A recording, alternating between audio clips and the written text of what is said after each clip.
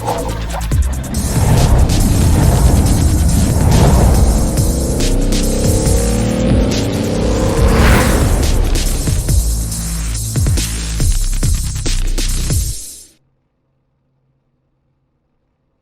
evening, ladies and gentlemen. Welcome here. It's race number 20 of the Soda Guys Cup Series here from the Magic Mile. This is New Hampshire Motor Speedway as we get ready to go racing for 151 laps. That final lap could be the most important lap of this race. I'm Seth Cole alongside of Samuel Dyer. And Sam, kind of a peppering of different drivers through the field here today, but a lot of the same guys we saw finish up in the top three last week at Kentucky. We're seeing them up near the top of the board here tonight in New Hampshire as well.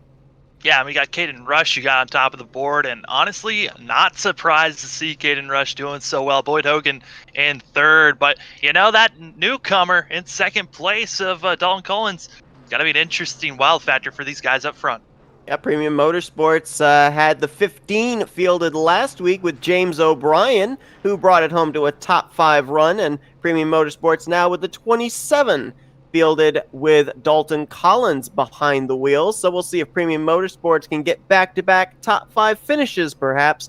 And as you mentioned, Boyd Hogan right back there in that third position. Hogan, of course, last week finally being able to get back to victory lane, and we'll see if maybe he can go for his league-leading 6th trip to victory lane. 8th trip to victory lane, I should say, here today at New Hampshire. There are a couple of drivers in the field as well that either took part in last night's race in the Rapid Fire Pizza National Series, but there's also a driver up here that we're going to be pretty interested to watch. You see him rolling off from 7th place. That's James Love being filled in by David Santini, who we're used to seeing run the BJ McLeod Toyota Supra.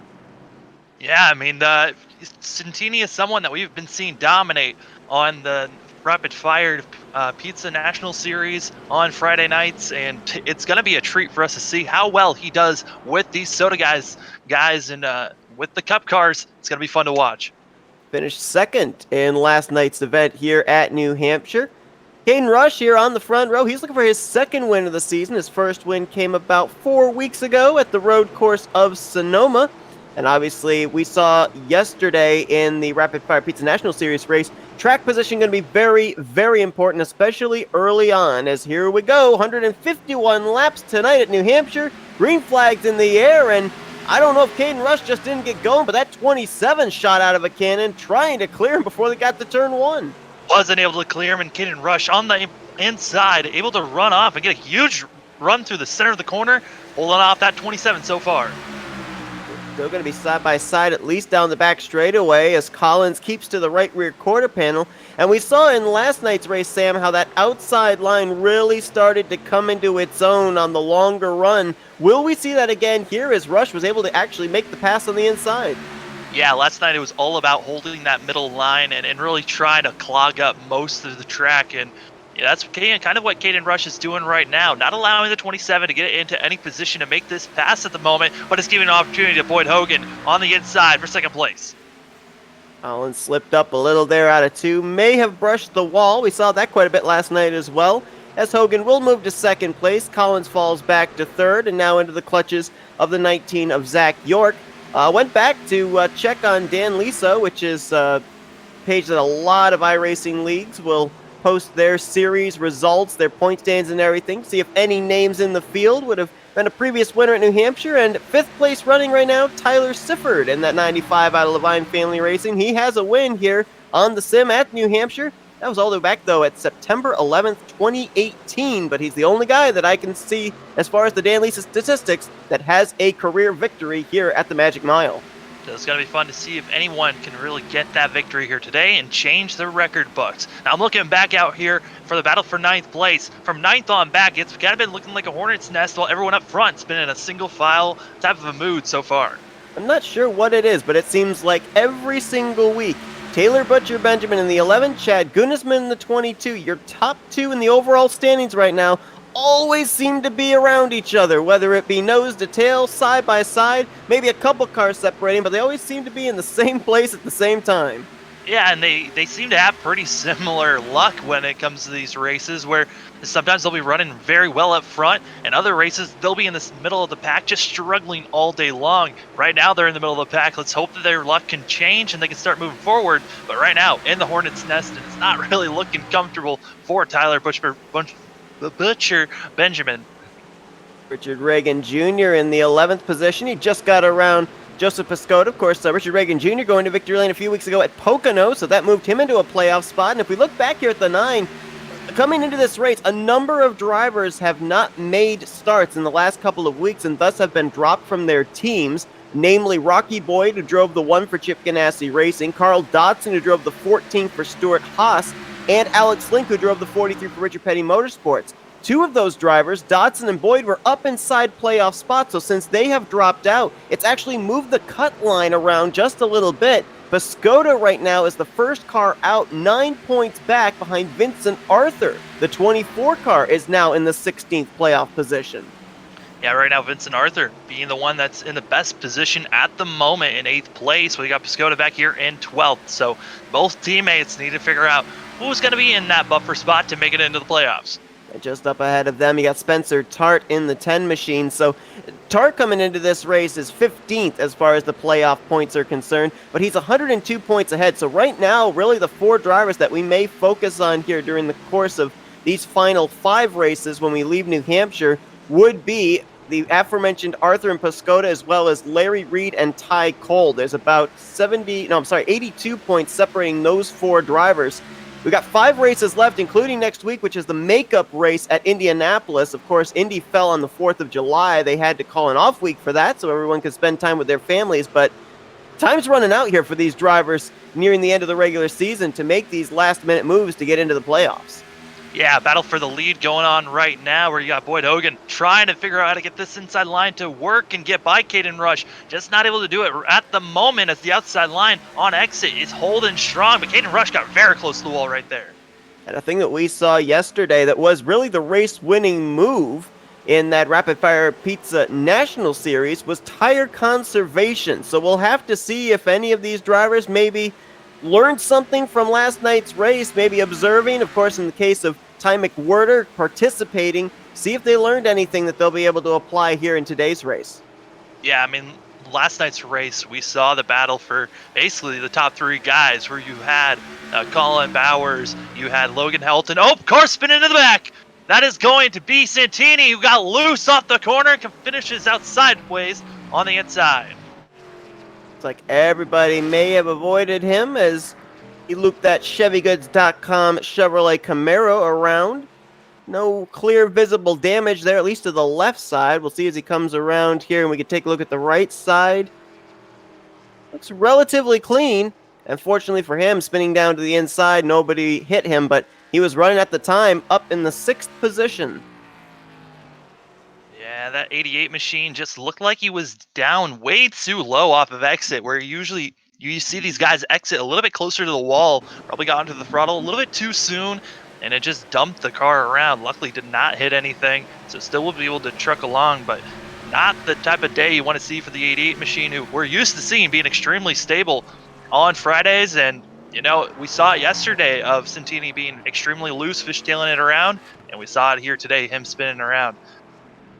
But you know, Sam, we talk so much about the fact when we see drivers either from the Rapid Fire Pizza National Series move up here to the Soda Guys Cup Series or vice versa, it's really a different animal when you get behind a Cup car or an Xfinity car.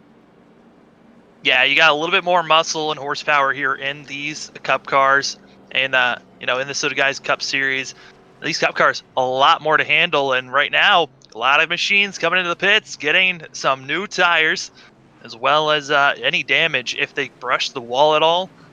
But looks like our top 7 did not pit. Ty Cole actually started on pit lane for this race and took off from there. But everyone else from 8th on back coming into the pits, getting fresher tires. And we saw this last night of cars coming in early, and then they did not pit until around lap 70, 80 was the time that we saw these guys pitting for tires. So there is a tire limit for these drivers. We'll see who wants to pit early and who wants to save those tires for later on in the race. Yep, very much like last night's race. 4 sets of tires available for these drivers, and a number of these guys that we see up here, Butcher Benjamin, Gunisman, Ryan Strunk, didn't take any tires. They went with fuel only on that pit stop.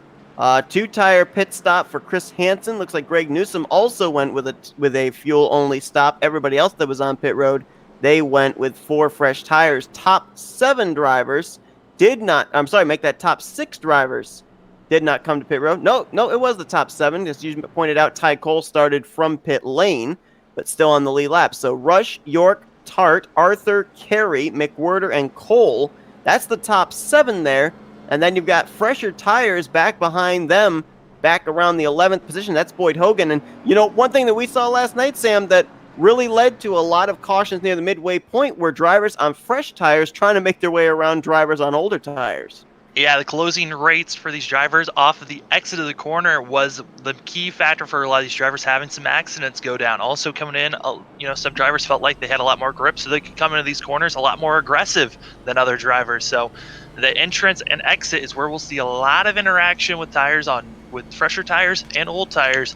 And we saw that even with 10 laps or more difference of tires, that's a huge difference. These fresher tires drivers are going to get through this field extremely quick. I'm expecting to see Boyd Hogan up there in the lead probably in the next 10 to 15 laps if we stay green. Well, he's going to have to work his way to the front and pass a lot of race cars, so he'll be restarting outside of the top 10. Caden Rush, though, feeling track position is more important than tires here early on. It took us till lap 25 before we had a caution in last night's Rapid Fire Pizza National Series race, so with an earlier caution here this evening, be interesting to see how the rest of this race plays out. Another thing, too, we talked about the fact this race is 151 laps. Last night's race was 150 laps. We're pretty used to seeing 10 to 15 laps added on in the Cup Series race, but only 1 extra mile for these drivers here tonight. So a lot of stuff that we saw last night could easily play out into tonight's Cup Series race as well. Easily could be transferred over, as we saw last night. A lot of drivers at the end of the race. We had a huge green flag run at the end of the race after a lot of cautions in the start and middle, but we finished off with at least the 70 lap finish with a lot of cars on 70 to 71 lap old tires, and those tires were burnt up by the end. So 80 laps is the maximum, I believe, for fuel for these drivers, and tire wise, that is probably the furthest you can go as well. So these drivers got to be careful of saving up their tires and making sure they last to the end. And that's how we saw Gordon won last night, was because he saved his tires better than the top 3 drivers in front of him, and how they were just battling so hard for the final 50 laps. Saw the 20 of Chris Hansen coming down pit road. Did not go into his pit stall, just drove through pit road. Don't know if maybe he got a speeding penalty and had to serve a pass-through. Also, another driver that we saw working his way towards the front, Richard Reagan Jr., is back here in 18th place near the tail end of the field. He was on pit road just a lap ago. Looked like he topped off the fuel tank. I just want to give a quick shout out to race control for tonight. That's going to be Shorba, who's going to be up there in the booth. Was originally scheduled to race tonight, but late in this race decided to come in and help with race control. So I want to give a shout out to Shorba Racing Graphics and all the great graphics that they give out for these drivers, and continue sponsoring this league. We almost had 3 wide going into turn 1 as Justin Carey drove it in deep. He's going to go for the 4th position rather, on Vincent Arthur. Ty McWhirter right there in the 96, waiting to see what's going to happen. He was the only... Boy. Tyler Butcher Benjamin up into the wall, but they were 3 wide, back in the pack around 9th on pack, and they were just all clustered up. Yeah, Chad Gunisman was dropping back. Tyler Sifford was dropping back. And the guy that's on the move is that white deuce of Boyd Hogan. Boyd Hogan somehow got through. I mean, all the chaos was kind of behind him, of cars with these fresher tires trying to get by Ty Cole. Whoa, just not able wide. As they're just trying to get by the 34 machine, who's stuck on the high side, and everyone's just trying to drive on below him. Yeah, Ty Cole started from pit road, but ran 13 laps on his set of tires before that caution came out, so he is definitely off the paces. Ryan Strunk, I don't know if he just got loose or if he almost hit the wall, but that car darted down to the left side of the racetrack coming off of turn 4. Also, Dalton Collins, he's someone to watch out for in 11th place right now. He was 4th when that caution came out, but right now stuck in 11th place. I was going to mention that Ty McWhirter was the only driver in the field that took part in last night's race. Forgot about the 88, David Santini.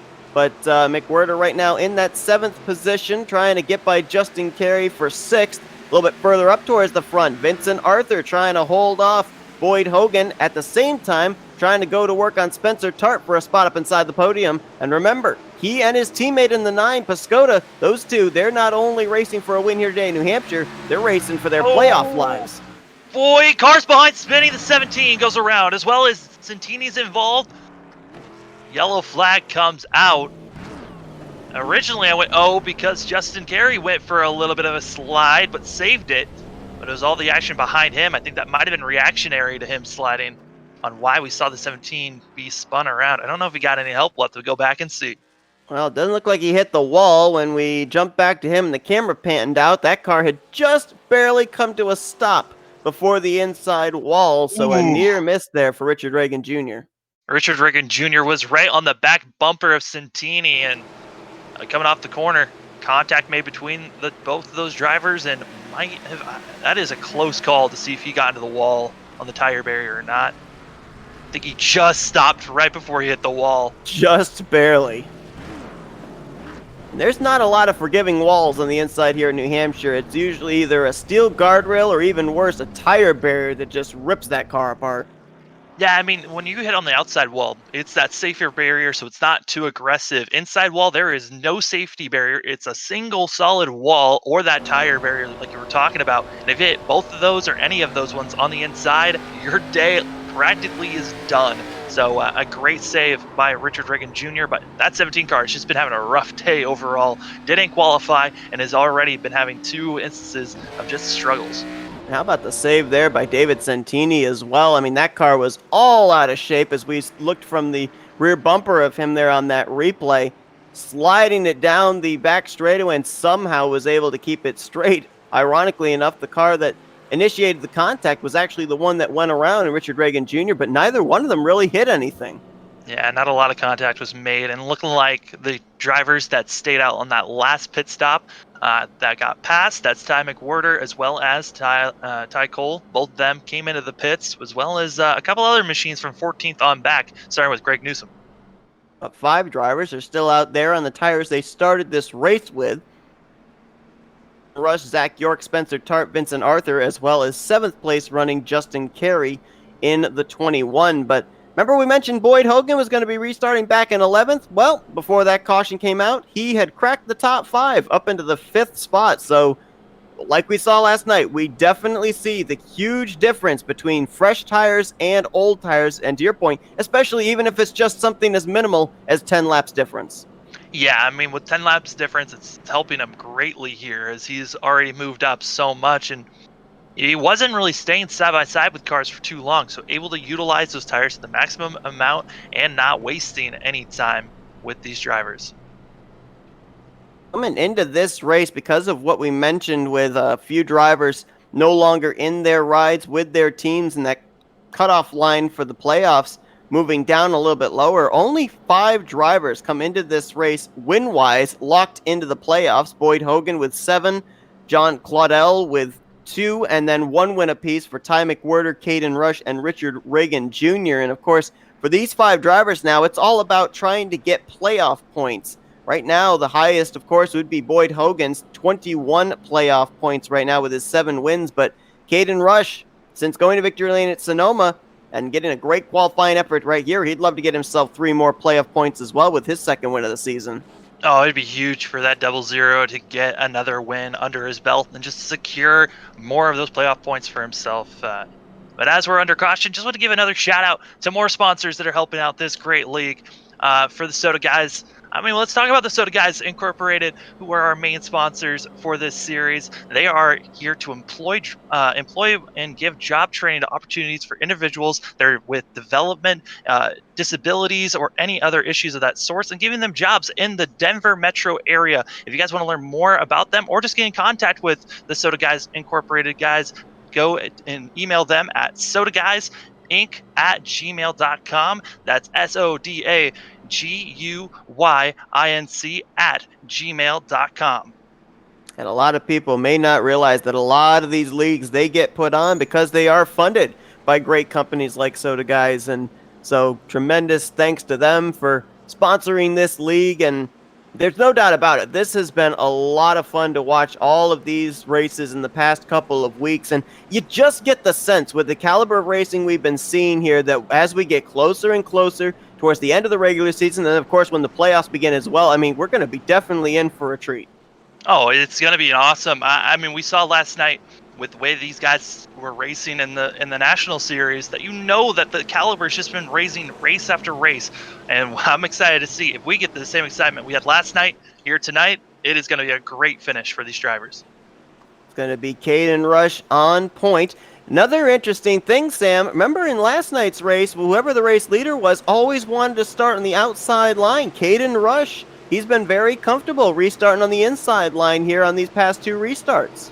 Yeah, I think it was more of a preference for the team-wise because it was the BJ McLeod guys 1-2 most of the times on those restarts, and this time we're seeing those Arrow guys 1-2 as Caden Rush taking the green and taking off with a fantastic start, side-by-side action for second place. Yeah, he backed Spencer Tart up, and that allowed him to get away, leaves York to battle with Tart for second. York will clear. Behind them, though, fresh tires of Boyd Hogan going to work, chopping his way through the top four.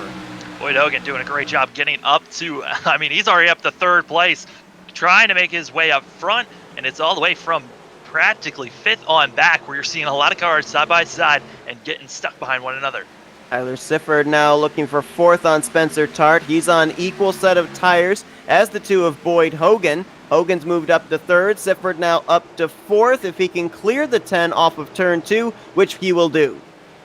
You know, when we started broadcasting for the Soda Guys series, it seemed like it was always Sifford and Hogan battling 1-2 for most of the series. But Sifford's been kind of dropped off a bit. Wasn't up front for most of these races. We saw other people challenging Boyd Hogan, but it's good to see that 95 machine up in the top 5.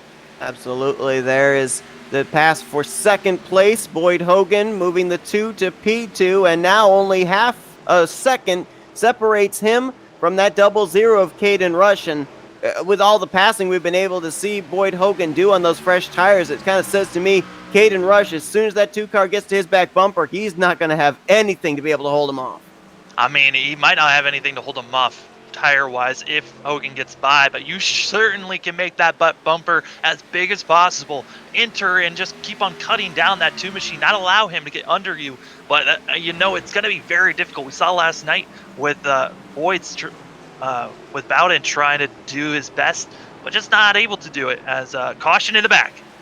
I think it's Justin Carey in the 21 who was one of the drivers that stayed out on older tires. We saw just moments ago the 10 of Spencer Tart on older tires free falling through the field as well. And it looks like Carey just got loose all by himself entering the corner. Got a little bit of help from Santini and other drivers involved. It looks like the 27 also was involved in that. But mainly that was just Justin Carey losing it on himself and then getting a little bit of help completing that spin out. And a lot of times, too, people may not realize when you're out there on those older tires and you're pacing, those tires have warmed up and then they start cooling down when you're under the pace laps. They become very slick when you go into the corner, and there you see it, exactly what you said. That 21 started stepping out as soon as he turned the car to the left to go into turn 1. Looks like maybe a little bit of contact as well for the 77 of Ryan Strunk. Man, I gotta say though, you know, that 1788, they feel like they've been around the most action all night long so far. As the cautions have been around them. It's not their faults, but they have been around almost all the action so far tonight. And that's usually one of the benefits of starting up at the front is all the mayhem happens behind you.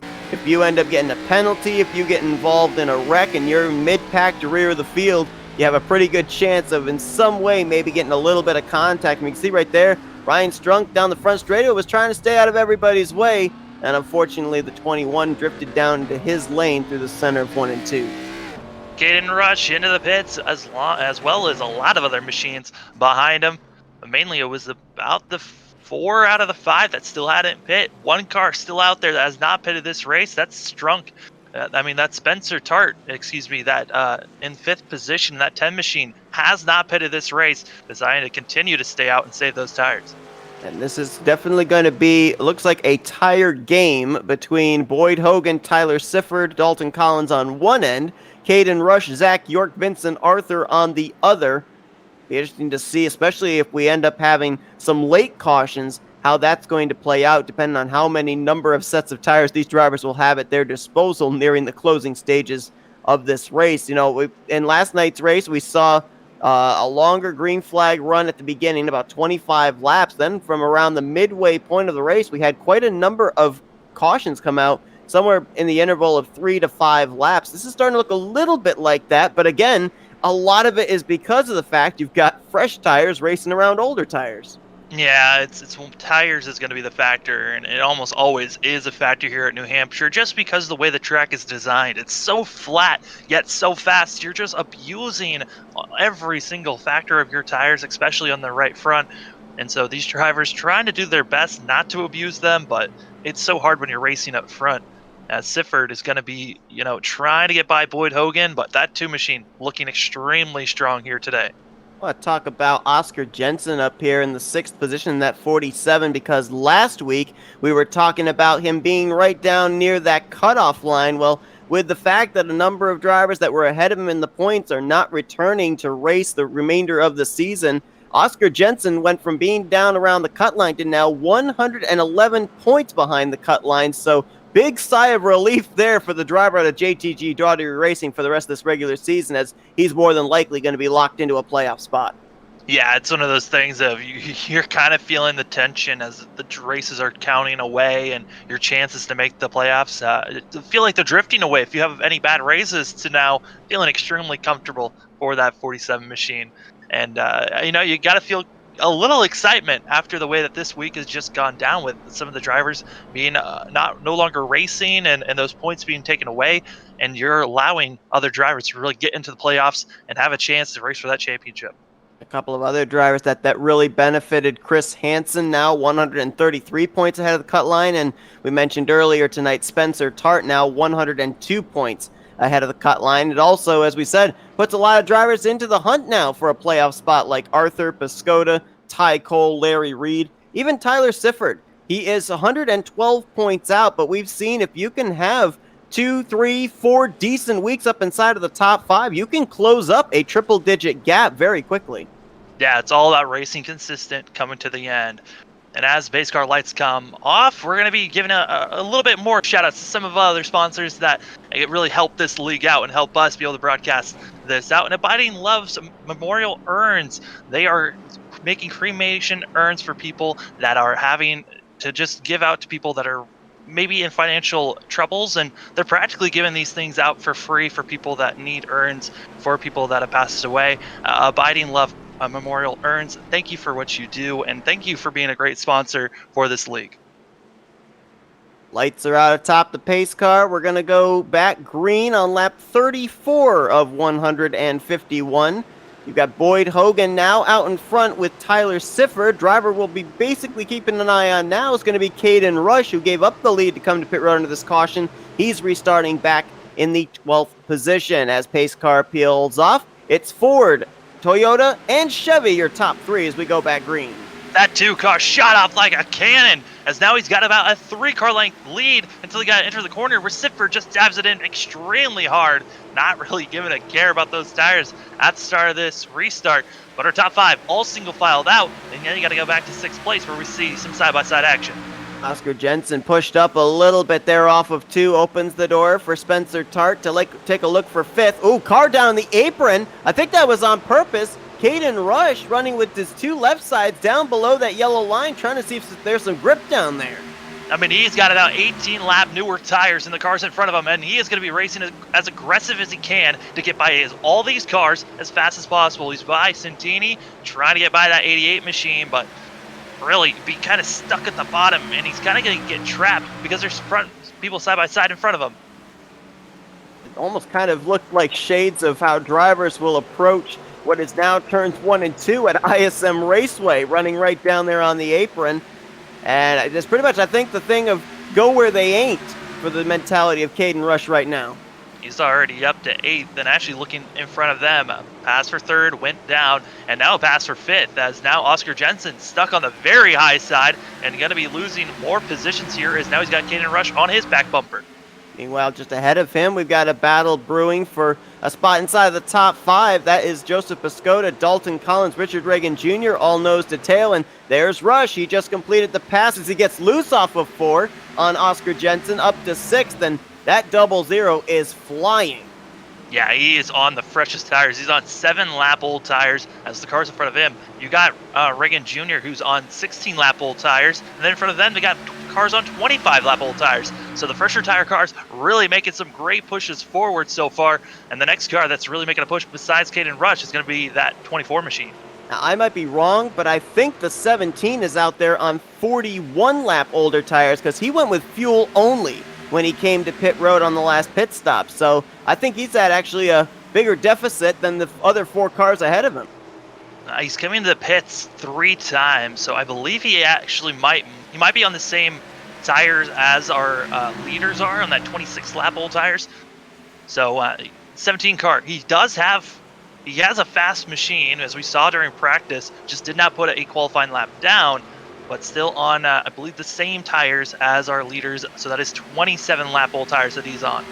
Caden Rush has been able to work his way from 12th up to 4th.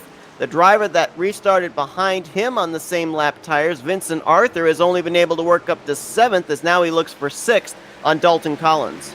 The car that was very close to those guys and was running 3rd when that caution came out, but came into the pits, running now 15th. That's Zach York. He has been struggling to get by cars but all the car machines he's by, all on similar tires. Kind of boxed in there with the 13 of Greg Newsom and ahead of him. That's Chad Gunisman to his outside. We should also mention Greg Newsom was a part-time driver for Germain Racing coming into this race, but now will be running full-time for the team as Spencer Tart spins. There goes Gunisman. Another driver spins. That's Strunk, Carey as well. They all stacked up going into turn 1.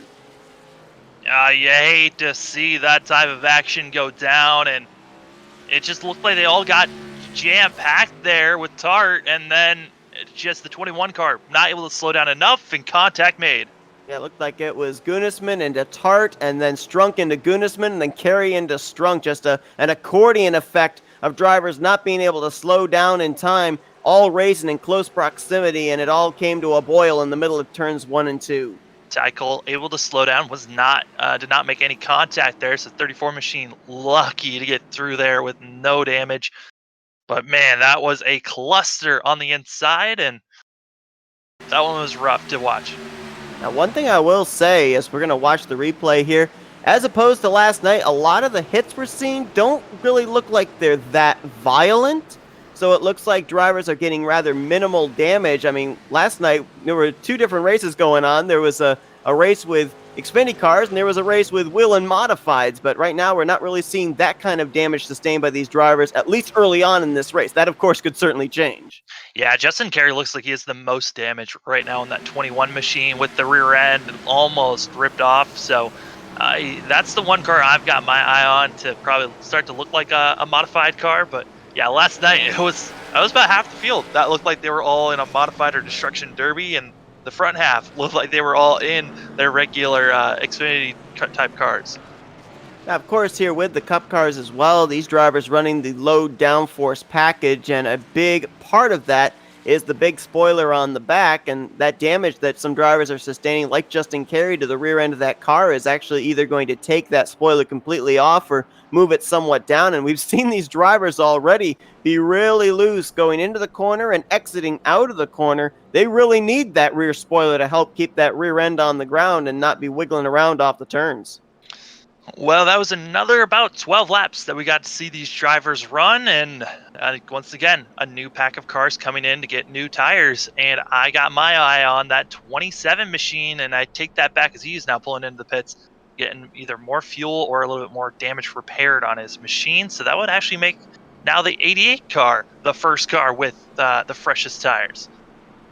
David Santini, his first Cup start of the season, driving for Hendrick Motorsports, filling in for James Love, who came into this race, I believe, locked into a playoff spot.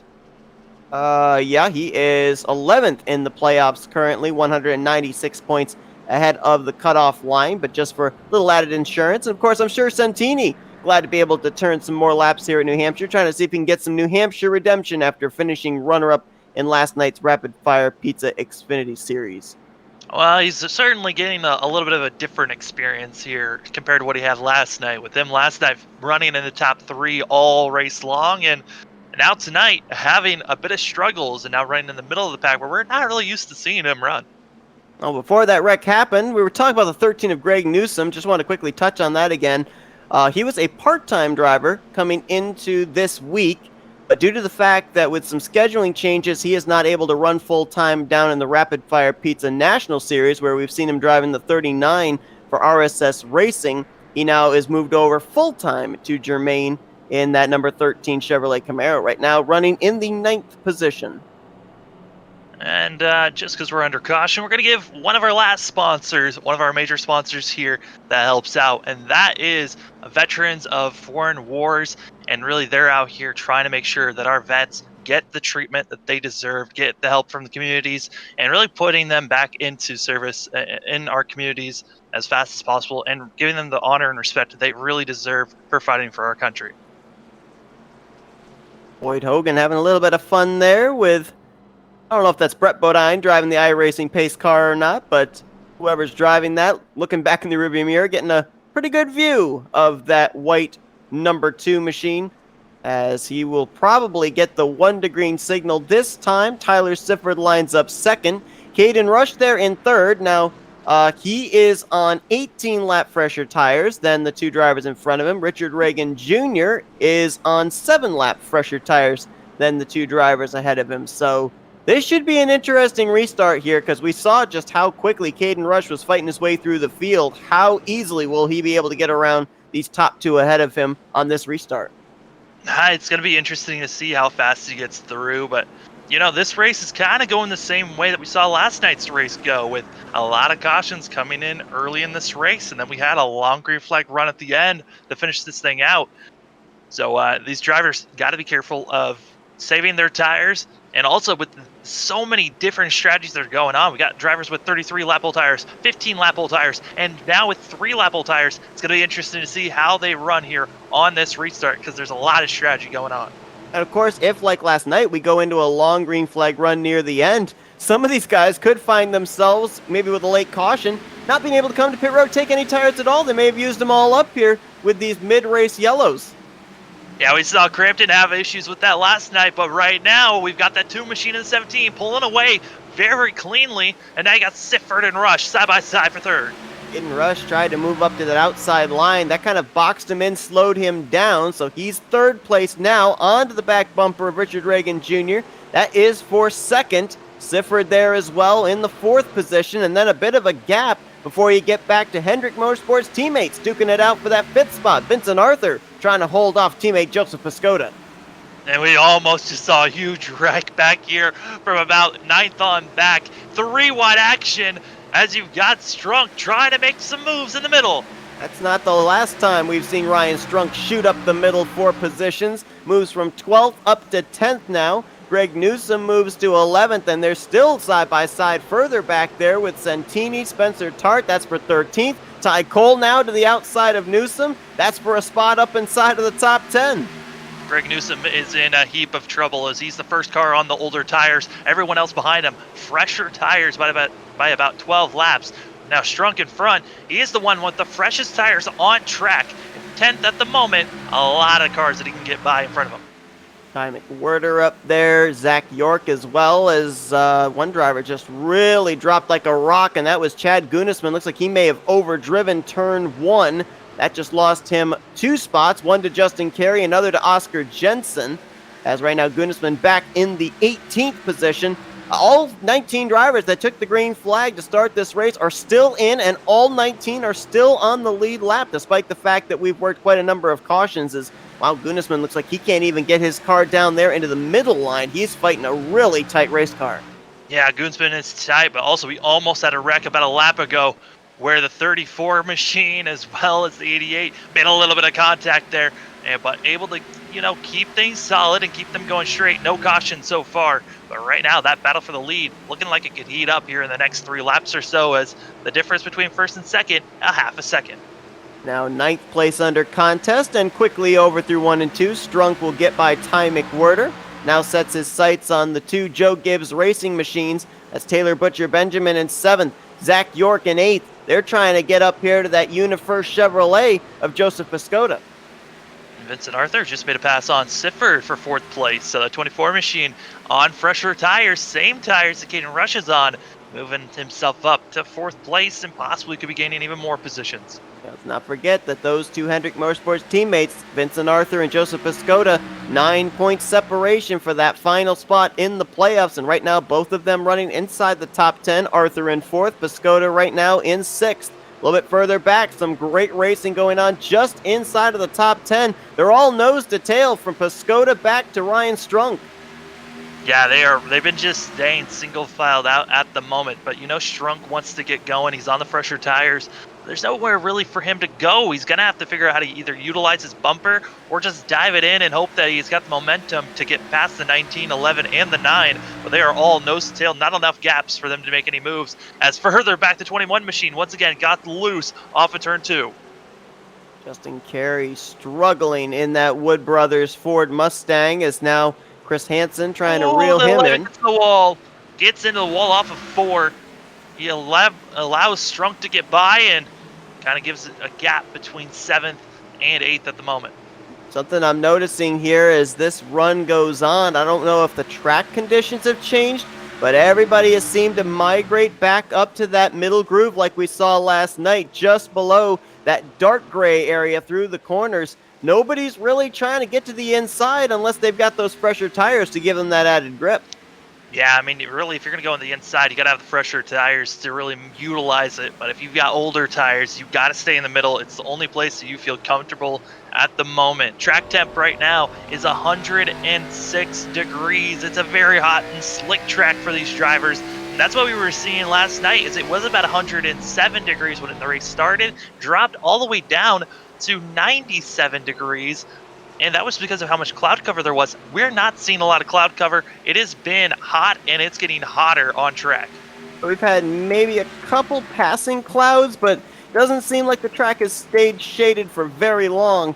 And it definitely plays out that has not in any way affected the track temperature and cooling it down. As you mentioned, we're up in the triple digits here. And New Hampshire is not one of those tracks that has a whole lot of banking coming off the corner. So if that car is fishtailing out of the turns, you're more than likely going to go around. There's no banking for that right rear to be able to lean on to save you. Yeah, you're going to have to do kind of what we saw Reagan Jr. do, which is just hold the brake and hope that you don't hit the wall. And I'm looking at the differential in the times for our leaders for top 2. They are very similar, not much difference between the two. And that's just because Boyd Hogan, his setup is so much faster that the tires equal out pretty quick between Caden Rush and Hogan as they're running similar times, but just slowly Rush is gaining on that too. You know, really a thing about these type of leagues being open setup that really, it doesn't puzzle me, but it kind of surprises me. We're looking at Boyd Hogan up here doing a great job on about 18-lap-old tires, being able to hold off Caden Rush. On the flip side, his Penske Racing teammate, Chad Gunnisman's back there struggling to be able even to run the middle line. Yeah, it's one of those things where it's interesting to see how different these setups are comparatively between the drivers. Some drivers like their cars extremely loose, some drivers like it tight, and obviously right now for Gunnisman back in 17th place, it just is not working for this Penske 22 machine. Battle for the lead, though, is starting to close up now as Caden Rush has reeled in Boyd Hogan. I think Hogan's realizing that that 00 is just a little bit faster. He leaves a little bit of room there open on the inside line for Caden Rush to get down there, but one thing Caden Rush is going to have to do once he gets to Boyd Hogan is if he makes the pass on him, he's got to make it quickly. He can't spend too many laps on that inside line overcooking that right front. Yeah, he really can't, and he's got to make that pass as clean and as quick as possible because there's a car that's coming that's running faster than these guys right now, and that's the 77 machine of Ryan Strunk. He's about 5.5 seconds back from our leaders, but he's running a couple of tenths faster than they are. Caution in the back! Greg Newsom in the 13 up and into the wall in turn 1. He was running close. I believe he was back in the 12th position or so, running hard with the 34 machine of Ty Cole, and been seeing Ty Cole diving it hard into these corners, and I think once again dove it hard. The 17 car was not expecting the 34 to do so. So, fifth caution of the evening here as we're getting closer to the halfway point of this race. Lap 60 is when the fifth yellow flag waves today, as we'll take a look at the incident going down into turn one. And well, it almost looked to me, Sam, like maybe the 13 was starting to step out there heading into the corner, and that's what kind of turned him down into the passenger side door of the 34. I mean, it looked like maybe, but at the same time, I don't think he was expecting to see Ty Cole just diving in as deep as he did there. I think he was just trying to take a wider entry into the corner, and it did kind of step out for the 13. It's one of those racing instances that you're just not sure about. And again, we already talked about the fact New Hampshire doesn't have a lot of banking, only 12 degrees in the corner. And so if your car goes into a slide, it's not as much of a steep uphill incline to get to that outside wall. And we saw 13 hard on the brakes, but not able to slow the car down quickly enough to avoid getting that right rear up into the outside wall. And with this caution coming out, Sam, more strategy. Two cars on 40-plus lap old tires staying out. Boyd Hogan and company, they decided to come to pit road. I'm absolutely baffled on why Piscotto would stay out, except for the fact that he wants these bonus points. Otherwise, I would imagine he would be coming in. Ty McWhorter, the same thing. Staying out for maybe 30 laps, like 30 laps or less, I would understand. But these guys have been out there for 40-plus laps. Piscotto's almost been out there for 50 laps on these tires and fuel. I don't understand why this 9 machine is still out there, unless he's trying to hit that marker of lap 80 or so, where he feels like he can make it to the end. Well, you hit the nail right on the head. He stayed out for the lap-led bonus point as now he brings his Chevrolet to pit road. That now puts Ty McWhorter in the race lead. McWhorter out there on 41 lap old tires. Drivers behind him, Spencer Tart, David Santini, and Ty Cole, 20 laps on their tires. And a driver that did come to pit road there under that caution, Ryan Strunk. So that strategy that he played back in the last caution really worked out because he has been able to gain position now. He's going to be restarting up in the 5th position. I'm looking, and it looks like Strunk missed his box, and I think that's why he's up in 5th. I believe he's still going to be staying out for that 77 machine. Yeah, he thought about coming to the pits, saw how many cars were out there, and he decided to just stay out. So I believe that would put him, I think, on the same number of laps on his tires as Tart, Santini, and Cole, which would be 20 laps. Yeah, it would. Grave Newsom, due to that accident, will be given an EOL. He'll be starting in the far back in 19th position. I gotta say, I'm impressed to see all drivers still running and all drivers still in the lead lap. Yeah, it's definitely impressive, but it definitely hurts drivers too when they're given an EOL penalty, because instead of dropping back to around maybe 10th, 11th, 12th if we had some lap machines or driver out of the race, they're now dropping all the way back to 19th place here, having to fight their way through a lot of traffic to get back up either to the front or where they were running before the caution came out. Ty McWhorter going to lead that lap and is going to continue to stay in the lead. So this 96 machine been out there for 42 laps, going to stay out there. He saw the strategy last night of our leaders staying out. But it was about 5 drivers that stayed until about lap 80 or so after pitting once at the start of the race. Then they made their pit stop, ran the last about 70 laps or so, and then they were out. But it sounds like Ty McWhorter staying out and going for the outside. So we don't think he'll hold on to the lead for a long period of time. It's all going to be a question of just how far back is he going to drop on those older tires, and maybe a caution might come out and save him from dropping back too far. But to your point, one of the drivers that took part in last night's race, the race length very similar, the track conditions pretty somewhat similar, and of course as well, just the trends of the cautions, the timing of the cautions very similar to last night's race as well. Track's darkened. That means there's a little bit of cloud cover. The track is starting to cool off just a little bit for these guys, so little adjustments they were making for a hot track could counteract as this track is cooling off at the moment. We are about 11 laps away when we take the green flag from reaching the halfway point of this race. Still a long ways to go, a lot of strategy still to play out for these drivers. Number of them in this field already locked into playoff spots, triple digits ahead of the cut line. They're all now either looking for their first win on the season so they don't have to be locked in through points, or to try to continue to rack up playoff points. Ty McWhirter would fit into the latter as he already has a trip to victory lane this season, and he leads us to the green. I'm nervous to see what's going to happen with Ty Cole in that 34 machine. We've seen him be up here on older tires, and he drifted back, and it just cost a hornet's nest. As now we got Caden Rush stuck on the outside, but it's McWhirter who's doing a fantastic job at the moment on those older tires, pulling away. We were almost 4 wide through turn 1 as Boyd Hogan was down nearly on the apron trying to get by some of these drivers on older tires. Here comes Caden Rush up to second already. I mean, he was back in 6th place. Up to second now. Sees that 96 car right in front of him. The next car you got to really worry about is Boyd Hogan. Oh no, Santini got hooked. Car in the air. That's Ty Cole, I believe. Ty Cole, the 24 machine, and Ty Cole's still stuck in the wall. Oh no. You saw it happen live off of 4 as I believe it was Boyd Hogan was making it 3 wide off the corner. Santini must have thought he was clear. He wasn't. He got hooked up into the outside wall. Ty Cole went for a wild ride, and at least another 2 or 3 drivers collected up in this one that we didn't see off camera. I mean, I can't even blame that on Ty. That was Santini, just 3 wide action, drifted up, and Sifford was there, Cole was there, and Cole was the one that went for the biggest ride. But man, you hate to see that happen, but it's in such an interesting spot off the corner where drivers are trying to push up, and contact was made. I want to go back to what we heard from one of our drivers last night when we interviewed them. Was they said that the fresh tires, you feel it the most on corner exit. You get a huge run off the corner, and that's where we saw that whole thing kind of culminate.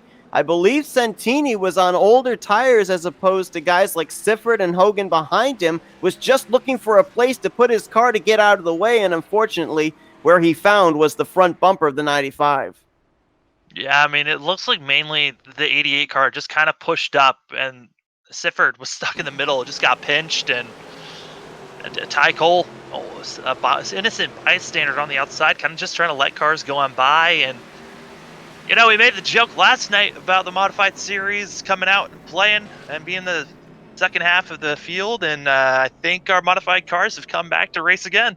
I think you're right. I was tempting fate, saying that the couple of few cautions we had early on in this race seemed like rather minimal damage. All of a sudden, we have a car flipping upside down the front straightaway. The other driver we saw there involved in that was the 24 of Vincent Arthur, who has been able on pit strategy to run in the top 10 most of the day. And as we said coming into this, he's a driver that's fighting for a playoff spot.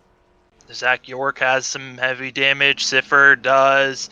Arthur, Jensen, Newsom, Santini, Cole, all in the pits. That is a lot of machines, at least 6, possibly 7 cars in the pits just for damage itself. And that's just rough to see. Definitely changes the playing field here, as we had up to this point all 19 cars that started this race running on the lead lap, and already a number of them, Sifford has fallen a lap down. Santini and Ty Cole are now 3 laps down. Looks like Jensen, Arthur, Newsom, and York have been able to get back out there, but they've had to have some extended damage repair on their machines, and obviously pretty much we can assume will not be up to speed, up to pace here with the rest of these drivers. As Ty McWhirter, I guess that call to stay out, even though he was at nearly a 40-lap deficit to drivers behind him, at least he wasn't back there in all that mayhem.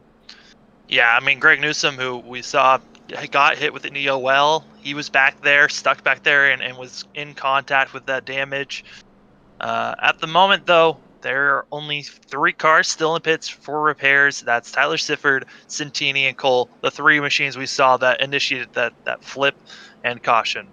Oscar Jensen was just back on pit road again for some more damage repair on his JTG Daughtery Chevrolet Camaro, and Another driver that was right around the vicinity of that wreck that could have maybe gotten caught up in it was Boyd Hogan. He was very lucky that he was on the inside and pretty much beside the wreck when it happened. Lights are still on atop the pace cars. We close in on the halfway point of this race. Ty McWhirter out in front, playing some strategy here for some track position. He'll have the fresh tires of Caden Rush behind him here on this restart. But as we close in on halfway, we're going to step aside for a quick commercial break, and then we'll be back here to the action at New Hampshire Motor Speedway.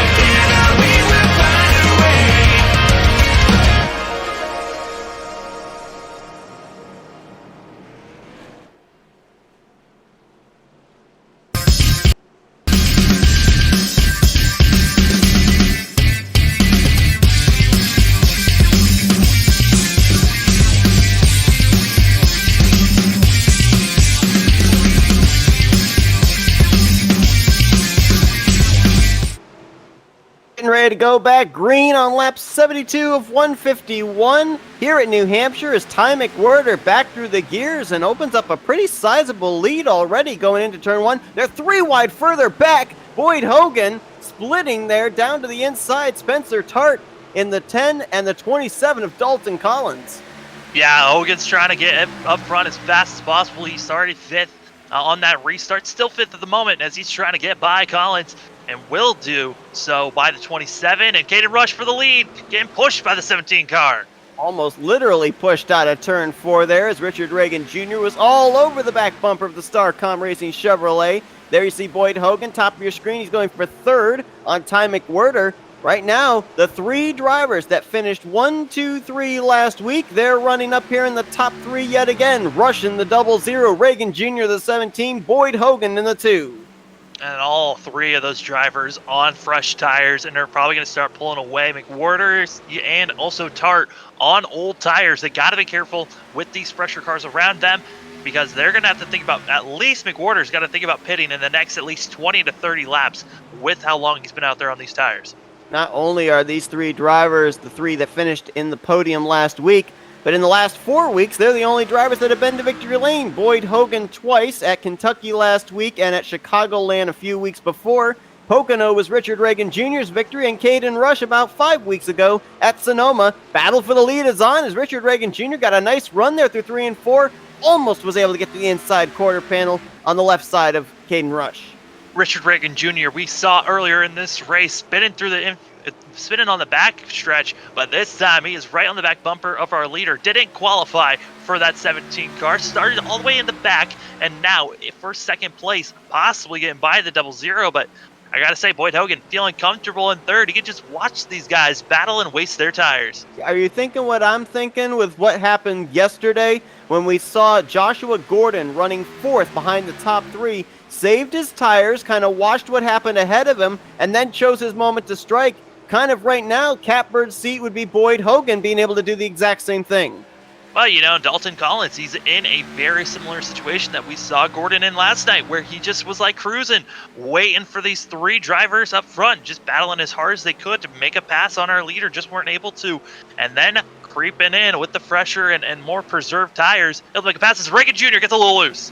That's going to open the door for Boyd Hogan to go for 2nd place.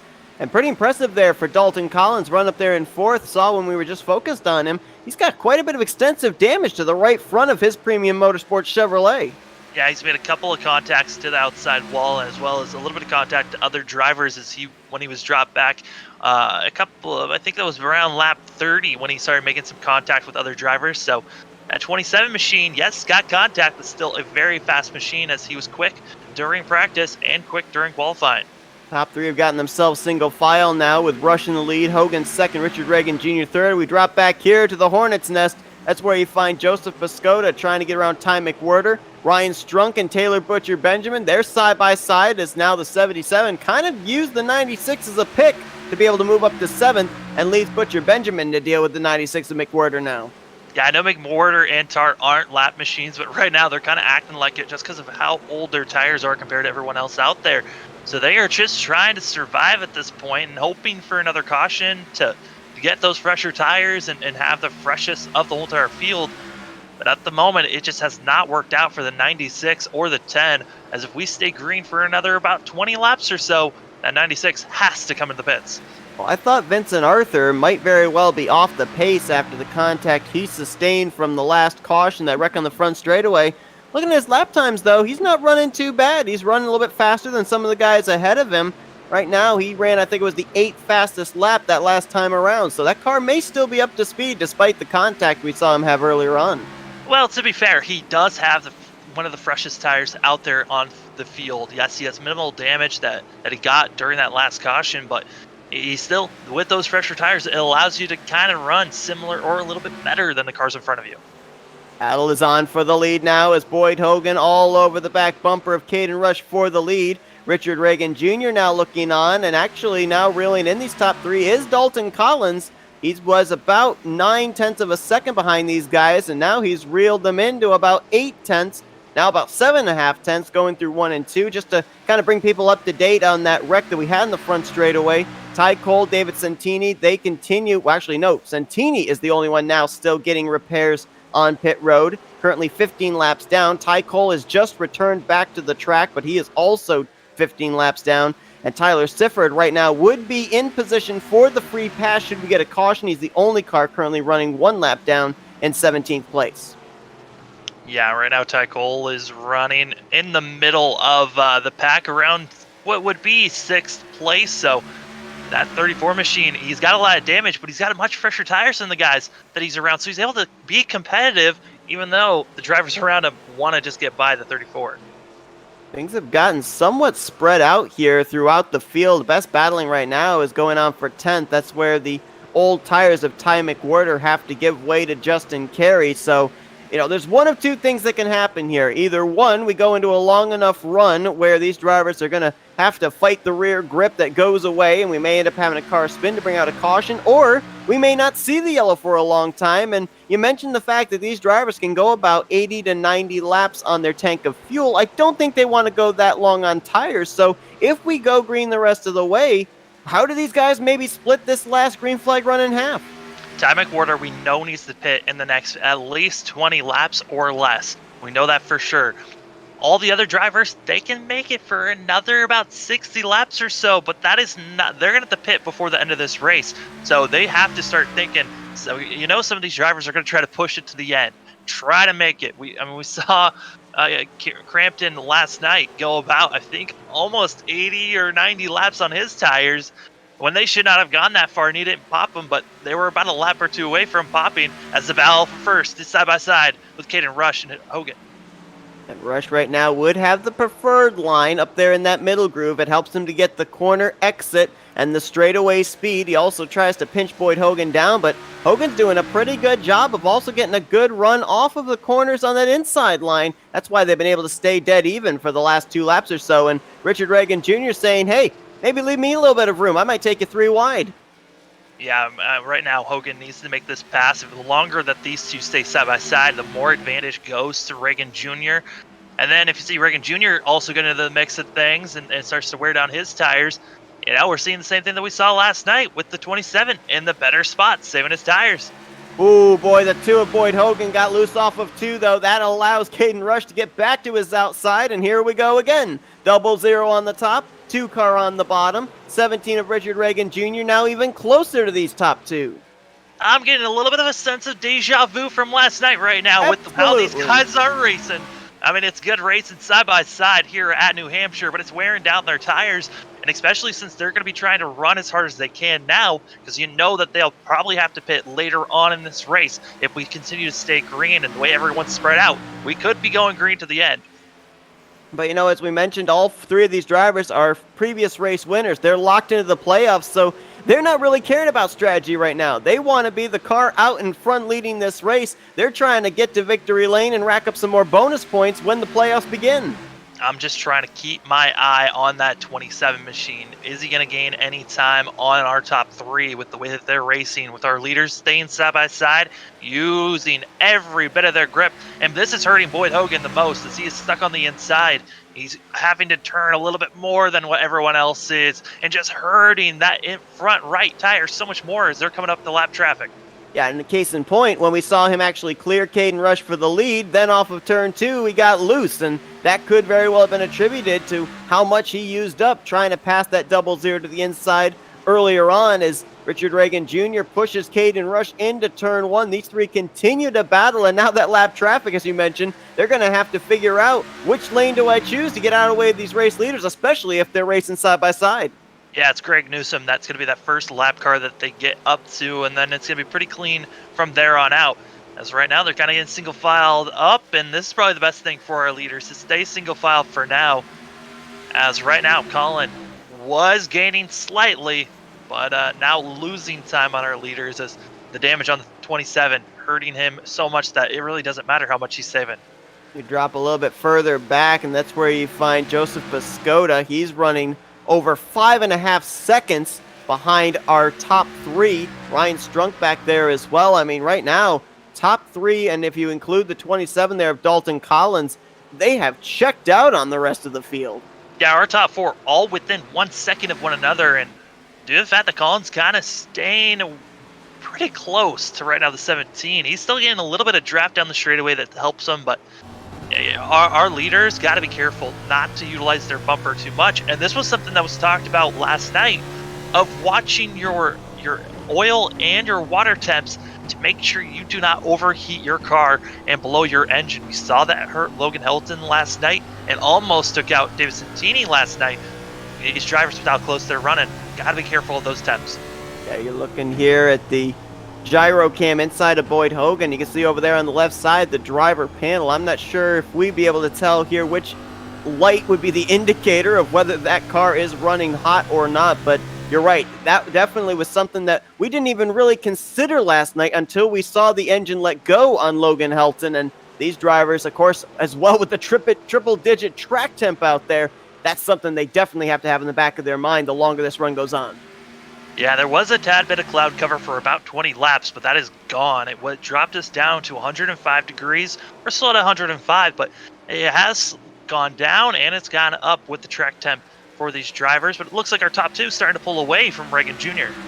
Well, it took us 90 laps, but we do have our first driver out of the race as Ty Cole pushed the number 34 Ford Mustang behind the wall. Looks like he will finish this race possibly in 18th position unless David Santini can get out there and run a couple more laps here to be able to pick up that spot. But Ty Cole, of course, that wild ride up into the catch fence on the front straightaway. Yeah, I'm surprised to see Ty Cole continuing to run a couple of laps, but obviously the 34 machine not able to continue on and run any more laps for himself. But Greg Newsom, now with him being lapped a couple of laps ago, it has now put himself in that lucky dog position where Tyler Sifford now is about 6 seconds away from that 13 machine. Right now, the field is very much spread out.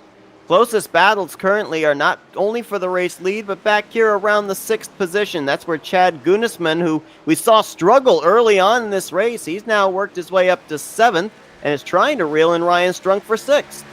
Yeah, I'm giving a lot of credit to Gunsman because he right now is running about 9 lap older tires than the cars that he's around. So the tires have equaled out a little bit, but this 22 machine running a little bit better than Strunk, who's in front. We move back a little bit further. We do have a possible battle that is brewing towards the rear of the field. That is around the 13th position. Spencer Tart Actually, we just had a driver hit pit road. Oscar Jensen, gonna be the first car to put himself into the pits. This could be a service stop as we are getting closer and closer.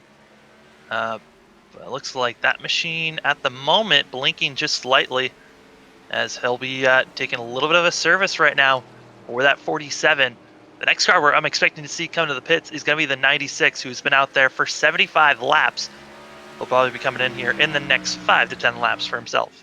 Yeah, I'm not sure what happened there with the 47. He brought it onto pit road, was about maybe 6 stalls in, and then the car teleported to his pit stall. And so that's obviously going to keep him on pit road for a little bit longer. Not sure if he's on pit road because of connection issues or what, but he's now fallen 3 laps down to the leader because of that, I would have to say, unscheduled pit stop, it would seem. I'm looking back to... Oh, his engine went. Oh, on the back wow. stretch, his engine went. Well, you That's talked what about it. The overheating issues, possibly. Yeah, I mean, they talked about the BJ McLeod guys. They talked about it last night about how they had maybe a little bit too much tape on that could have caused them to overheat. And with how much frequency we were seeing, so many cautions, some of these drivers were setting up for those short runs and not really preparing themselves for the longer runs. But Oscar Jensen was involved with some earlier accidents that might have also been a factor on why that 47 blew his engine and now is out of this race. Look back here from the 77 Ryan Strunk, you can see that Vincent Arthur is starting to enter into this battle for the 6th position, closing in on the 22 of Chad Gunisman. Right now, Pascoda is running 5th, Arthur is running 8th. We keep saying it because we're getting closer and closer to the end of the regular season. Those two fighting right now for that final playoff position. Right now, the advantage is to the 9, and I'm looking here at the schedule for the remainder of this regular season. 5 races after this race is complete. Next week, it's the makeup race at Indianapolis. Then we go to the 2-mile Speedway of Michigan. Road course stop, our final road course stop of the regular season at Watkins Glen. Then we've got the Monster Mile of Dover, and what a place to cap off the regular season, the high banks of Daytona International Speedway, to determine the 16 drivers that will move on to battle for the championship this year. Yeah, other leagues that we broadcast, we've seen that happen where it's a finale to figure out who gets in, and Daytona or Talladega Super Speedway Racing always brings out so much entertainment and wild card factor to see who makes it into the final spot for the playoffs, and it's going to be a fun one to watch as their drivers are still running around here. We'll give a little bit of a disclaimer about next week's race. The drivers are discussing to figure out if that race is going to race next week or the week after that. There will be some information on that coming up on Twitter to see if that race does get pushed back or not. Caden Rush has now been out there along with 5 drivers behind him for 40 laps.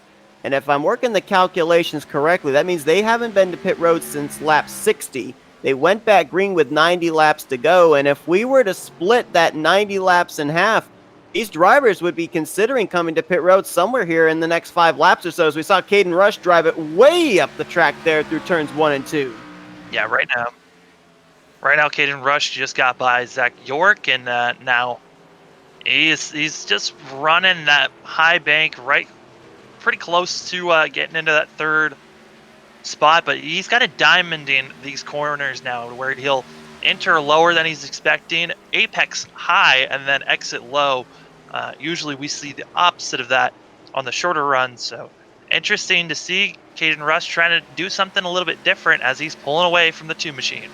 We earlier on were talking about the strategies of when to come and take tires under those cautions. I shouldn't have said anything. It's going to be the 22. 21, I should say. And the drivers are not happy about that one. That is an odd spot to lose his machine.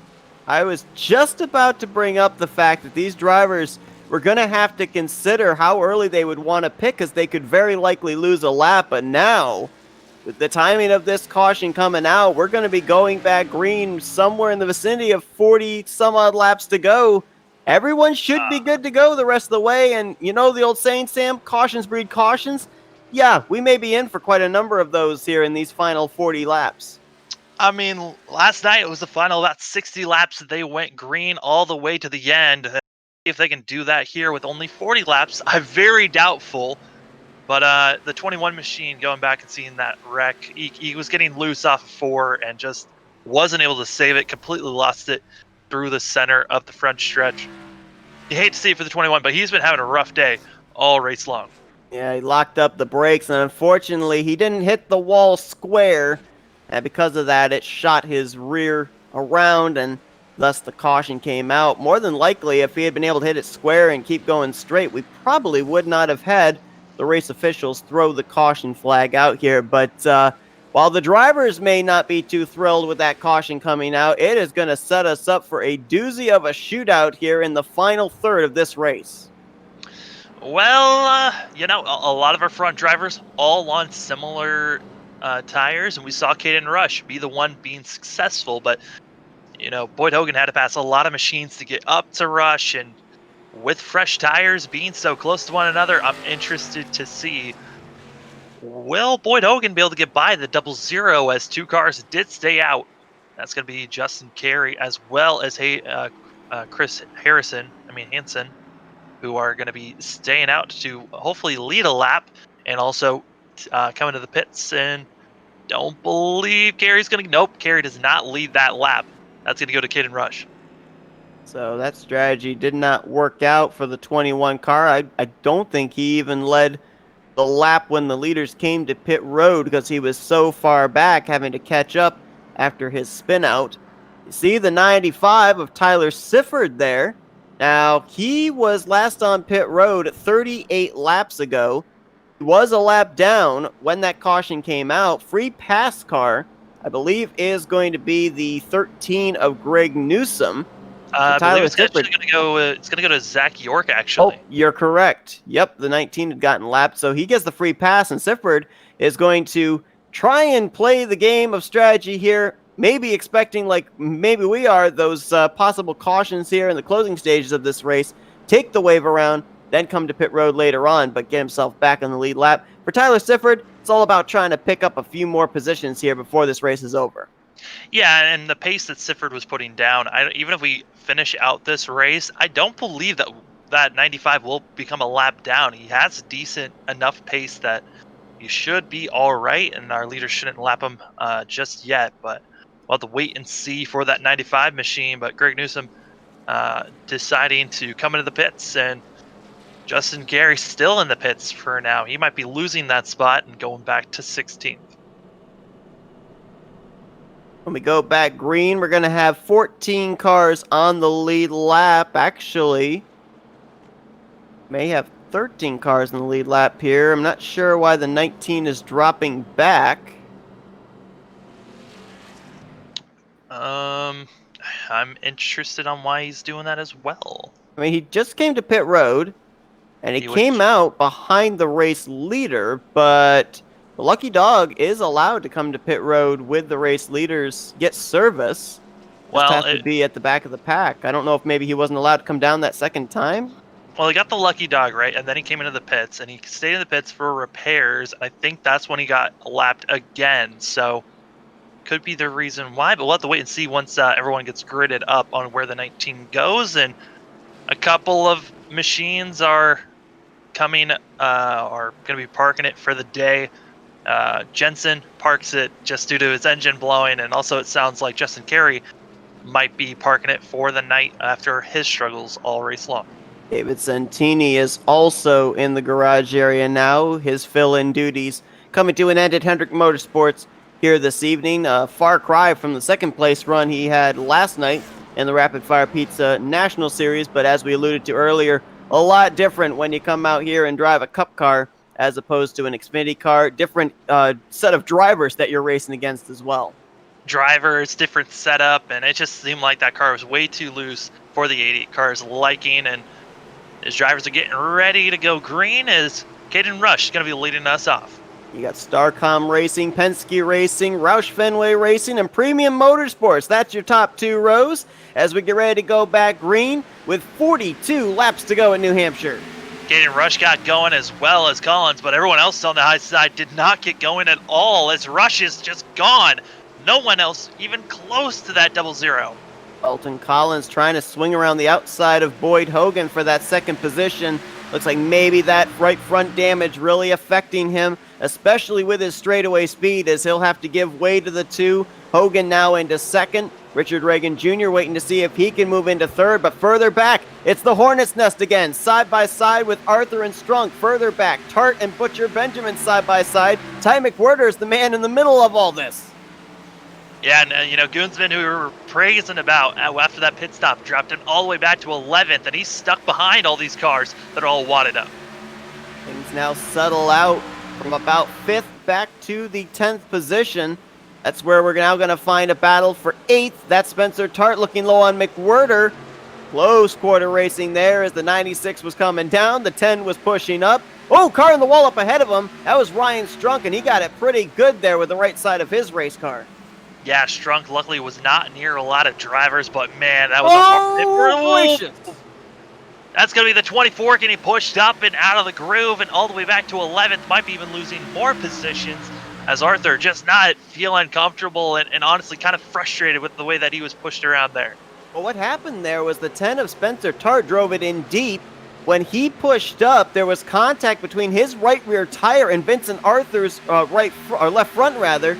That sent the 24's left front up into the air, so he had a tough time even turning that car through the corner. Battle for the lead is heating up with Boyd Hogan trying to work the outside, but just grazes the wall, coming off a 2. Caden Rush, what he's got to do is not give the 2 car that outside line. He has to take it away from him in the corners, then move up right to that wall on the straightaways. A lot of what we saw last night when Carson Bowers was holding off Logan Helton and David Santini. The question is, though, do these two continue to race for these final 38 laps under green, or do we see a caution? And now we see the bumpers coming into play. You got to be careful. We saw the bumper being used last night, and it did not work out for the car that was using his bumper. Blew up for Logan Helton, and really did for Santini. His car wasn't working that well, but that time around, they're now still side by side, and Rush should get the run off, and they're still side by side, and Rush will lead that lap. That is very close. This Boyd Hogan still on the inside, could be making the move here, coming off of 2. A great center for the 2 machine. Yeah, the big problem for Caden Rush, and we saw this earlier too when Boyd Hogan got him around him for the lead, is you cannot let that car in the inside line have his right rear tire to your left front. Because if the 2 car pushes up, that's going to crowd the 0-0 up into a lane he doesn't want to run. And we saw he wasn't able to get the exit. Talk about Caden Rush off of turn 2. So perfectly executed pass on the inside, exactly how you have to do it for Boyd Hogan, but his task's not over. Now he goes from offense, switching to defense. And we saw last night retaliation with Carson Bowers on Logan Helton. Will Rush retaliate after getting bumped a little bit by the 2 machine? Or will the 0-0 try to make this pass as clean as possible? As these 2 are this close to one another, there's still a lot of hard racing back around 10th on back. Try and see if he can fit a sheet of paper between the 2's rear bumper and the 0-0's front bumper there through 3 and 4. Not a whole lot of daylight. And Dalton Collins has been able to hold on to 3rd place. Richard Reagan Jr. about 2-3 car lengths behind him. So Dalton Collins, despite that damage, still keeping pretty good pace, and he's only 7/10 behind our top 2. And we always are going to be talking about the bubble of the points, who's doing well, who's not. Piscota up to 5th place at the moment with Arthur's little mishap that he was having early in this run, and he now has himself back in 8th place. Yeah, these 2 have been flip-flopping as far as good finish, bad finish in the last few weeks. Vincent Arthur's best finish was a 3rd place run at Charlotte. Joseph Piscota's best finish was a 2nd place run at Pocono, but each one of these drivers has met some ups and downs here during the course of the season. Both of them started at the exact same time. I believe tonight they are both making their 8th career start. Right now, caution out.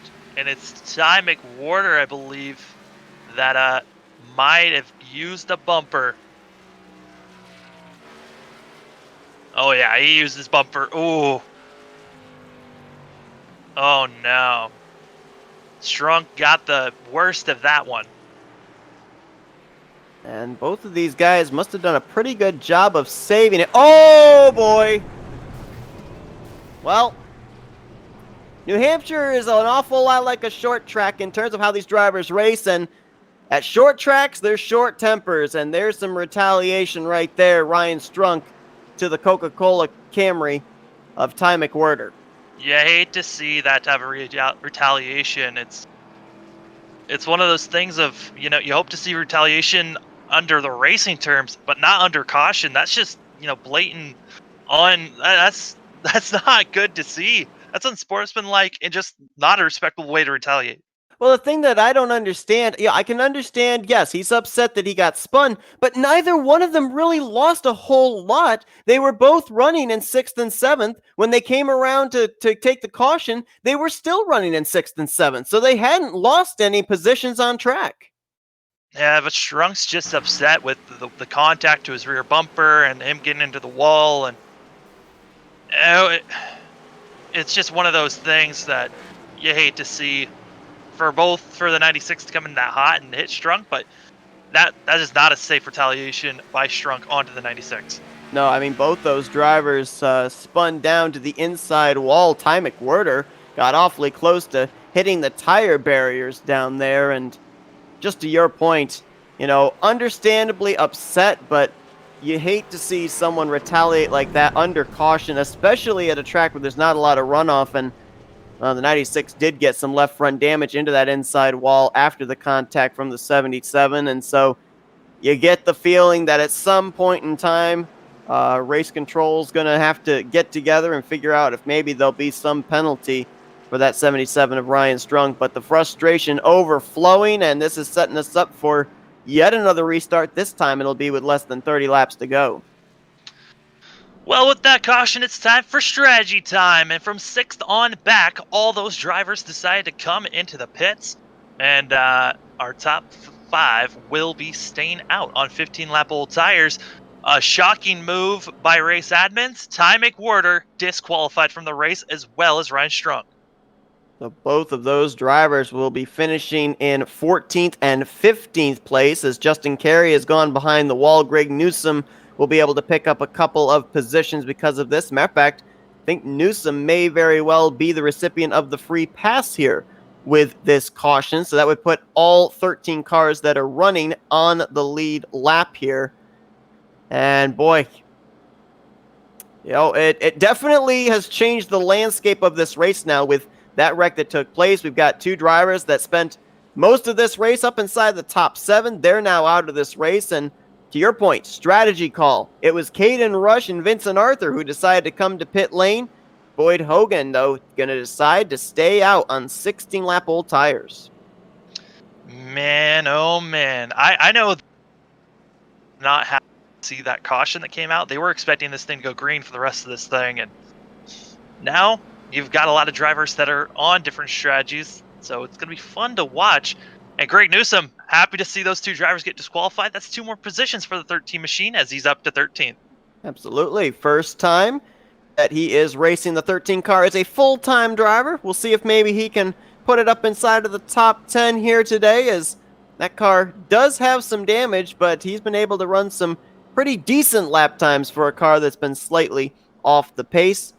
You look here through the field, there you see those top 5. The 2 of Hogan, the 27 of Collins, the 17 of Reagan Jr., the 9 of Piscota, and the 22 of Gunnisman.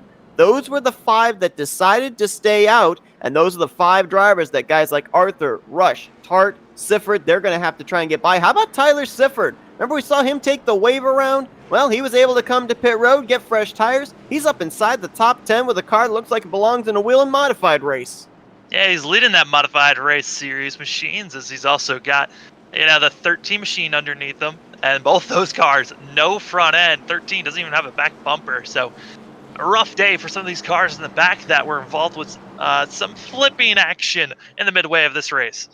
I want to correct myself. I said Greg Newsom was the recipient of the free pass, but under the last caution period, Zach York was the lucky dog. Got trapped a lap down again because he came to pit road for damage repair. He was actually the recipient of the free pass for this. This puts him back in the lead lap. Newsom, the only car 1 lap down here, as the green flag set to come back out. 28 laps to go at New Hampshire.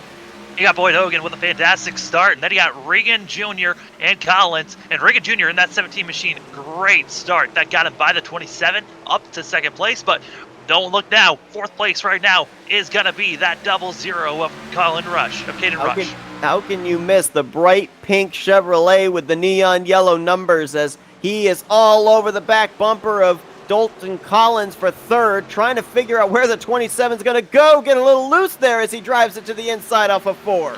You got to be careful not to overuse those tires. The second machine to watch out for is going to be the 24 of Vincent Arthur in 7th place. He's also on the freshest tires, and from 7th on back, all on those 5-lap new tires compared to everyone else. Guy that was at the tail end of the drivers that stayed out, Joseph Piscota there in the 9. You can see he's beginning the free fall. Just ahead, Chad Gunisman starting to fall back as well as, boy, Dalton Collins putting up a fight here with Caden Rush. Rush now going to try and swing around the outside as the two nearly made contact.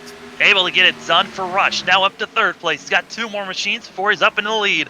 And, it seems like it's been these top 3. It was all last week at Kentucky with these 3 drivers. And now here today at New Hampshire, you've got Boyd Hogan, Richard Regan Jr., and, you got Rush in 3rd.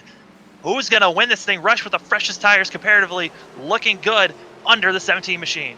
Now we've seen in these races this weekend on these restarts, even 10 lap fresher tires has such a huge advantage. Right now it is 14 laps difference between Caden Rush's good years, Richard Reagan Jr. and Boyd Hogan's tires. It's just a matter of if Caden Rush can make this pass. He can't spend too much time battling with Richard Reagan Jr. because not only are those tires going to wear down, but Boyd Hogan's starting to open up a little bit of a lead.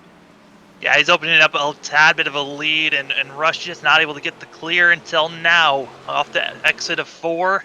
Now the 00's got its sights set on the 2 machine. A half a second gap between 1st and 2nd. We'll see if Rush, with these 14 fresher lap tires, can he get the job done and get up into the lead? And can we stay green to the end? Only 2 drivers this season have multiple wins. 7 wins for Boyd Hogan. John Cottle is the only other one with 2 trips to victory lane. Caden Rush is looking to be the 3rd as it's 2.5 car lengths, now 2 car lengths off of turn 4. The battle for the race lead on, closing in on 20 laps to go. And they are going to continue to push as hard as they can now as the laps just continue to tick away. As these guys are racing hard for the lead, also the battle for 5th place is looking pretty spicy with the 24 and the 10 machine. Both these drivers on fresh tires. Spencer Tart. Oh, we got a car back there spinning. Goes spin around. That's the 22 off the track. Going to be spinning, hitting the walls. The 22 machine back to 12th place. And now that he's back on track, we stay green.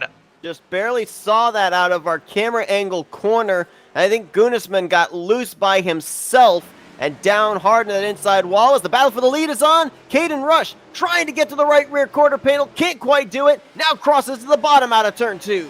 Wasn't able to make the outside work. Now he's going to try the inside. And, with not a lot of drivers that have the same pace as our front 2 right now, once Caden Rush gets the lead, he'll just start pulling away. And that's when Boyd Hogan's going to be just praying for a caution to come out. Rubbin's racing, and those 2 had their doors touching through 3 and 4. Caden Rush trying to gently nudge the 2 up out of that racing line, trying to take it for himself with those fresh tires. Boy, that car rotated nicely through the center of the corner. He was able to get a nice exit off of 2, half a car length advantage heading down to 3. It was a risk for Caden Rush to come into the pits. All the drivers that he'd been racing around all stayed out. He was the only one of our top 3 that decided to pit, and it's working out for him right now as he's in the lead. Well, when Caden Rush took the checkered flag back at Sonoma, it was a cakewalk. Nobody was in the same zip code with him, but if he wins today, he's going to have to earn it as, wow, Hogan pushed up in the corner. He cut him a break there as he lifted. He could have very well spun the 00 out of 2. Easily could have done so. A very clean and respectful move by Boyd Hogan to let Caden Rush get on by. And now the next car with the freshest and same tire compounds as the 00 is going to be the 24 machine of Vincent Arthur back in 5th place, but he's down on power and with a little bit of damage. Yeah, see, everybody that came to pit road when Caden Rush did, Arthur, Tart, Sifford, they all have sustained damage in some way, shape, or form during the course of this race. Caden Rush's car is pretty clean, so with the power he's got under his hood, he's been able to make those 4 tires work. For Arthur and company, they're basically just trying to see if they can hold the positions they're in. It's not exactly how last night went, but it's around the same lap lap count that we saw when we saw Gordon finally get the lead and just pull away. And now we're seeing Caden Rush get the lead, now pulling away from the 2 machine. It's going to be almost impossible for Boyd Hogan with the way that his tires are so much older than the 00 for him to even try to catch up to Caden Rush at this point. It has been a game of chess here tonight. Caden Rush started out in front, but he, Boyd Hogan, as well as Richard Reagan Jr. have been swapping the lead back and forth during the course of this race, all due to the timing of the cautions and some pit strategy. But right now, Caden Rush trying to see if he can go coast to coast, pole to win here today after having to fight his way up to the front a couple of times. You know, with Caden Rush in the lead, I wanted to take a quick look back at 7th place, where we've got Tyler Sifford with that demolished front end 95 machine. He's up to 7th. I don't know how he is running better than Piscota and also for Benjamin in that 11 machine. And also, this is very important for him points-wise, because a couple of drivers up ahead of him in the standings are either out of the race or didn't start this race. Larry Reed is not in tonight's event. Ty Cole is out of the race in 18th. So that's some big points that 95 car is going to be gaining. And to your point, I mean, that car looks like it probably should be back in the garage area right now, but he is currently inside of the top 10. Most of the cars that look like that 95 machine are in the garage area or just limping around. I mean, it is a great run on his part. And then if you take one look behind them, the 9 machine of Piscota and Butcher Benjamin, they are running hard to see who's going to be getting 8th place. And Piscota's trying to hold 8th just because of points-wise. Vincent Arthur, who in that 24 machine, that bubble spot for the final position in the points to get into playoffs, those two drivers have a difference of about 3 to 4 positions if the 11 gets by. Yeah, and Joseph Piscota had a lap led here today, so that gave him a bonus point advantage. So right now, being separated by 3 positions, add that bonus point in, it'd be about 7 points difference between these two heading into Indianapolis, our next race, depending on whether it be next week or in 2 weeks' time. And Taylor Butcher Benjamin, great run here today for that 11 machine. He had some early struggles, but he's been able to fight his way back up into the top 10. And, we keep talking about it, but people may not remember it because of all these other drivers that have gone to victory lane. But Taylor Butcher Benjamin's been the most consistent driver this season. He's leading the point standings, and that is playoff points if you can win the regular season championship. Yeah, it's been between the 11 and the 22, but Goonsman, after that spin out that we saw just in the corner of the camera a couple laps ago, that has really hurt the 22. That's put him back to 12th place, and the 11 machine is at 9th, trying to get by this 9 machine.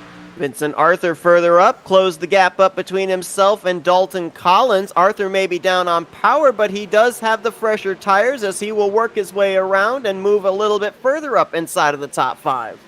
That 24 machine looking good with fresher tires, but Collins says, I want that position back. Oh, and no! And saving it is Vincent Arthur. No, he's got into the wall. It's all the way around. Oh my goodness. We thought that last caution was spicing things up. This makes it even spicier.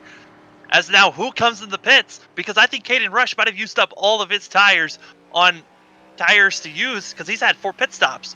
Oh boy. Caden Rush may have been planning on this thing going green to the end if he doesn't have a set of tires waiting for him. Oh, you hate to see that for Arthur. I mean, he made the pass cleanly, and you knew Collins was trying to just, make a bit of an adjustment there. We have to go back and see if that was contact for sure made or any net code. But I'm pretty sure that was for sure contact between the 27 and the 24. Yeah, when I looked back at it, I was wondering if Arthur might get wrecked, and I almost thought he might be asking for it, because when he made the pass, we saw the 27 cross over, and Arthur threw a block and nearly spun off of 4. I don't know if he tried to throw another block when the contact was initially made or not here. We'll see. There may have been a little bit of net code in there, but if there was, not much. I almost wonder if maybe the 27 didn't appreciate the block out of turn 4, perhaps. Caden Rush and Butcher Benjamin are going to be staying out right now. So there will be the only 2 cars staying out, but Boyd Hogan, Collins coming into the pits. Greg Newsom is the recipient of the free pass this time, can confirm as he goes around and gets his lap back. So all 13 cars that are on track will be on the lead lap for a restart that will be with less than 10 to go, probably around 7 laps remaining. And right now, gas and go, maybe two tires stop for the 19 of Zach York. He'll be coming out in the 3rd position. Zach York, we've seen him get 2 lucky dogs today. Been having not the best day. He's got damage on that 19 machine. He was running up in the top 3 earlier on in this race. At one point, the highest being 2nd place. He dropped all the way back to almost about 16th position. Now up to 3rd, trying to 2-tire stop with less than 10 laps to go. I like this decision by the 19. And this may make a decision easy for Caden Rush as to which lane to choose for the restart. If he chooses the inside line, that's going to give the advantage to Zach York, but he's only got 2 fresh tires. He could trap the 2 of Boyd Hogan behind the 11 of Taylor Butcher Benjamin on older tires going into turn 1. Yeah, I mean, taking the outside line, I think, would be the better spot. You'd be working with your teammate, who then could challenge Boyd Hogan a little bit more. But I would not want to give Boyd Hogan any type of fresh room in any space. But Boyd Hogan's going to be trying something really aggressive here on this start. And you know that another caution is very plausible here with how aggressive we've been seeing these drivers racing here in the final 50 laps. Well, I said 13 cars would be on the lead lap when we went back green. However, Vincent Arthur extended stay for damage repair on pit road. He is currently 1 lap down in that 24 car. Added damage as he got a big hit on the front straightaway earlier on in this race. Light should be going out atop the pace car momentarily here. And if it does, that means that we will be going back green with 7 laps to go in this race. Lights are still on. So, since the lights are still on, we're going to quickly step aside for our final commercial break, and we'll be back for the shootout here tonight at New Hampshire.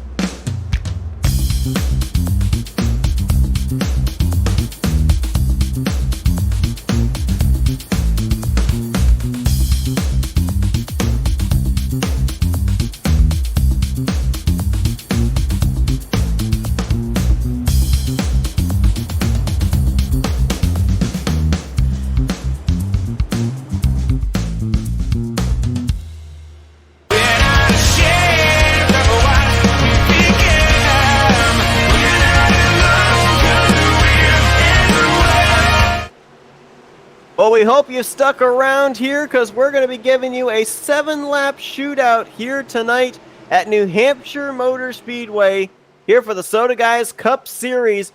Older tires of Caden Rush is going to lead us to the green. 6 laps to go now as he gets a pretty good jump, but there's fresh tires behind him in the 2 of Boyd Hogan. That gap that he just put to Boyd Hogan might only last for about a lap because that 2 machine is coming with a head of steam, and also the 17 car right behind Boyd Hogan as they're 3 wide back around 7th place.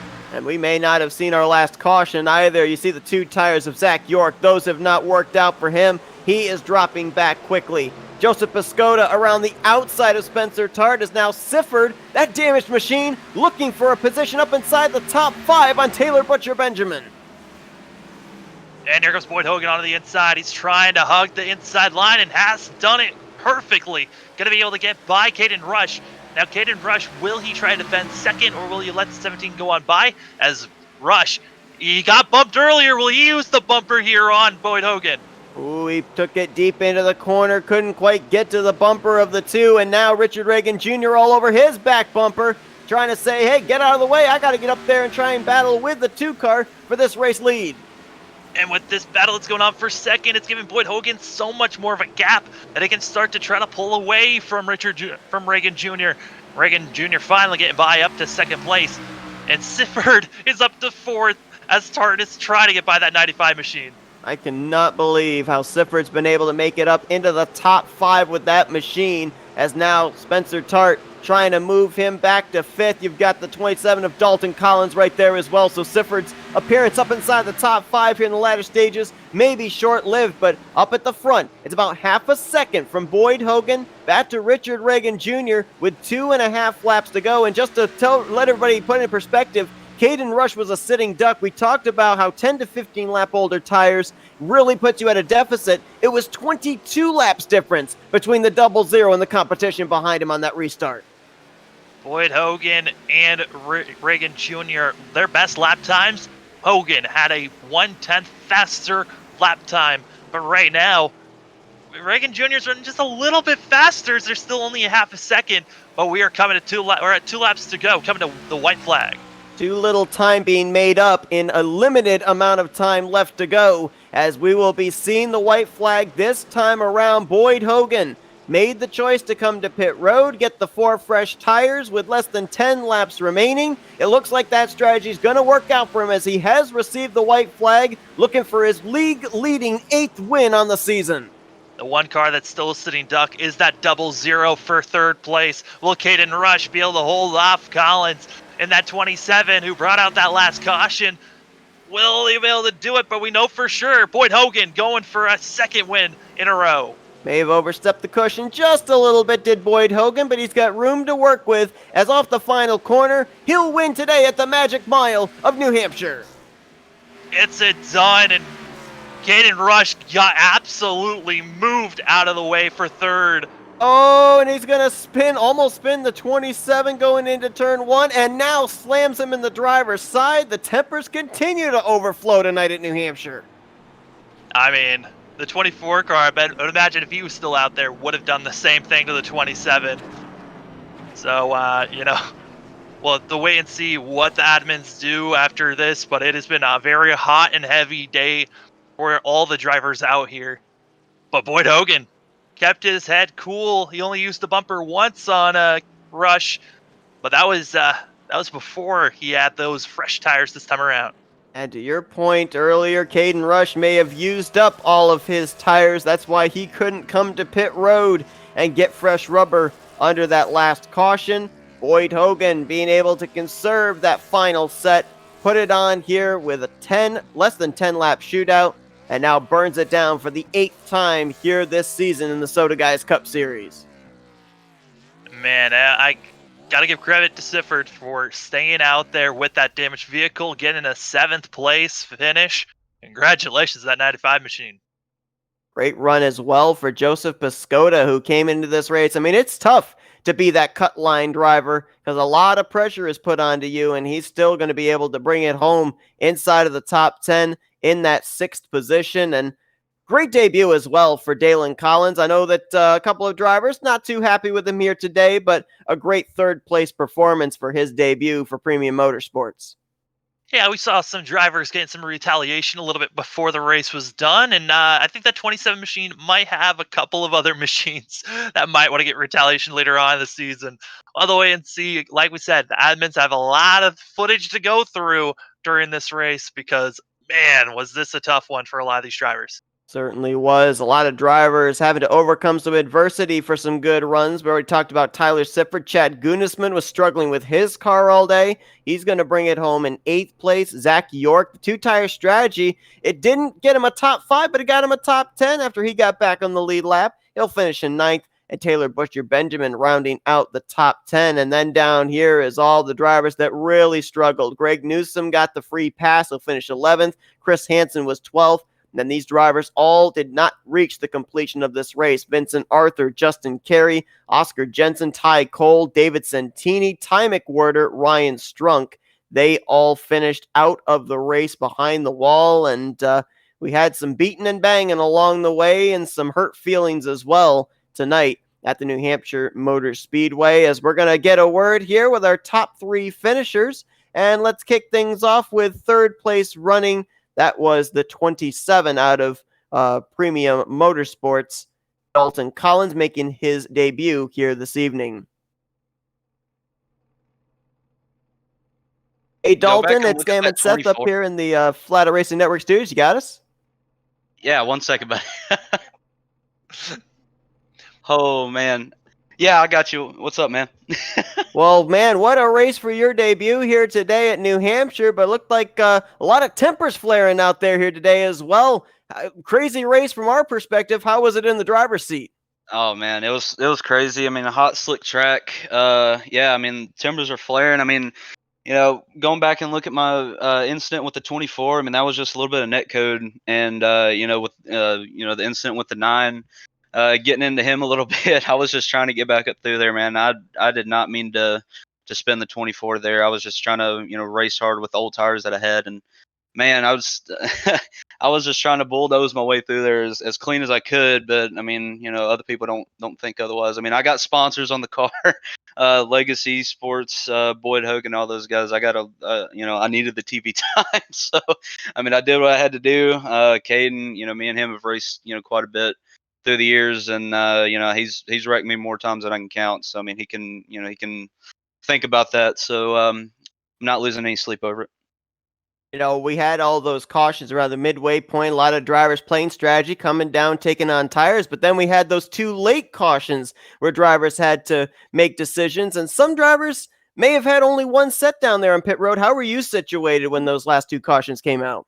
I think the second to last, I think I still had I think maybe just one set. But I mean, as far as tires, I was good to go. I was just sitting back there and trying to, pretty much the whole race. I was, back up, towards the front and towards the rear, and just trying to, see what I had, and pretty much what I can get away with this track. Being so hot, and me just getting back on. 2020 has been hell for me, as it has most people. But I've worked my ass off just to get back on here, and glad to be back, and glad to put on a pretty good show for you guys. Yeah, Dalton. I mean, there were so many different strategies with tires, with people with the freshest tires compared to older tires. With those restarts, how chaotic was it with having fresher tires compared to all the drivers that didn't have fresh tires? For me, it wasn't really that chaotic. It was just, trying to pay attention to what you were doing. But, I mean, for me, it wasn't really that bad. But this, strategy is really fun. This is my first time messing with the multiple tire, choosings and everything. But, I mean, it wasn't that bad for me. But all in all, it was a great race, and glad everybody enjoyed the show. I mean, at least I hope they did. Sorry, I'm just excited, man. I'm stuttering. Oh man, crazy race. Well, yeah, I mean, it was unbelievable racing from start to finish, all the way through the field, front, middle, rear of the field. There was action going all over the place. It was hard to keep track of it all, but you were right up there in the middle of it there at the end. Great run here for your debut, bringing it home in the podium third place, and we're going to let you do some shout-outs now. Yeah, man. Really appreciate Boyd Hogan. We stayed up late working on this car, and we're getting ready to do the final NIS race tomorrow morning here at New Hampshire. So trying to get some more track time for me, and this setup. Big shout out to Legacy Sports, Boyd Hogan, my own page, I Support STR. Man, all these sponsors. I'm still new to these sponsors. I don't really know the actual names of them. Hopefully you guys got pretty good shots of the cars. So, Bobby Dale Earnhardt, Taylor Burris. I mean, the list goes on and on. Robbie Keneally for spot me tonight. Man, just crazy race. So really enjoyed it. That's Dalton Collins. He finishes third place here tonight in his Soda Guys Cup Series debut. Congrats on a good run. We look forward to seeing what you're able to do in the future. Thank you. And let's see if we can now get a word with our second place finisher, Richard Reagan Jr. Richard, it's Sam and Seth up here in the Flatout Racing Network studios. You got us? What's going on? Well, you've had quite a eventful 3 weeks. You take the checkers at Pocono. You're up there in the conversation for the win last week at Chicagoland, and now you bring it home second place here today at New Hampshire. The slipping and sliding around, you were right up there in the conversation. What, if anything, more did you need on that restart to make sure you were still there with the two car in those final 3 laps? Yeah, I'm not sure to be honest with you. I had something pretty different in my car tonight than Boyd did, so we were trying that, and uh, I was trying to get the car dialed for the line I like to take around here. So, it definitely helped. I gained more time this morning and testing and everything. So, trying something different. I just had to kind of hope Boyd made a mistake, which is very rare, but I'm glad I came home second. We asked this just moments ago to Dalton finishing in third about the tire strategy. Saw a lot of drivers kind of alternate in coming to pit road and staying out near the midway point of this race. Then we get those two later cautions near the closing stages. Where were you situated as far as the amount of tires you had left since you guys only started with 4? That last pit stop, with like 7 to go, was my last set. So didn't have any more left in the pit. Yeah, I mean, Richard, it was a great race from our point of view, but you think if you were able to get by Caden any quicker, you might have had something for Boyd there at the end?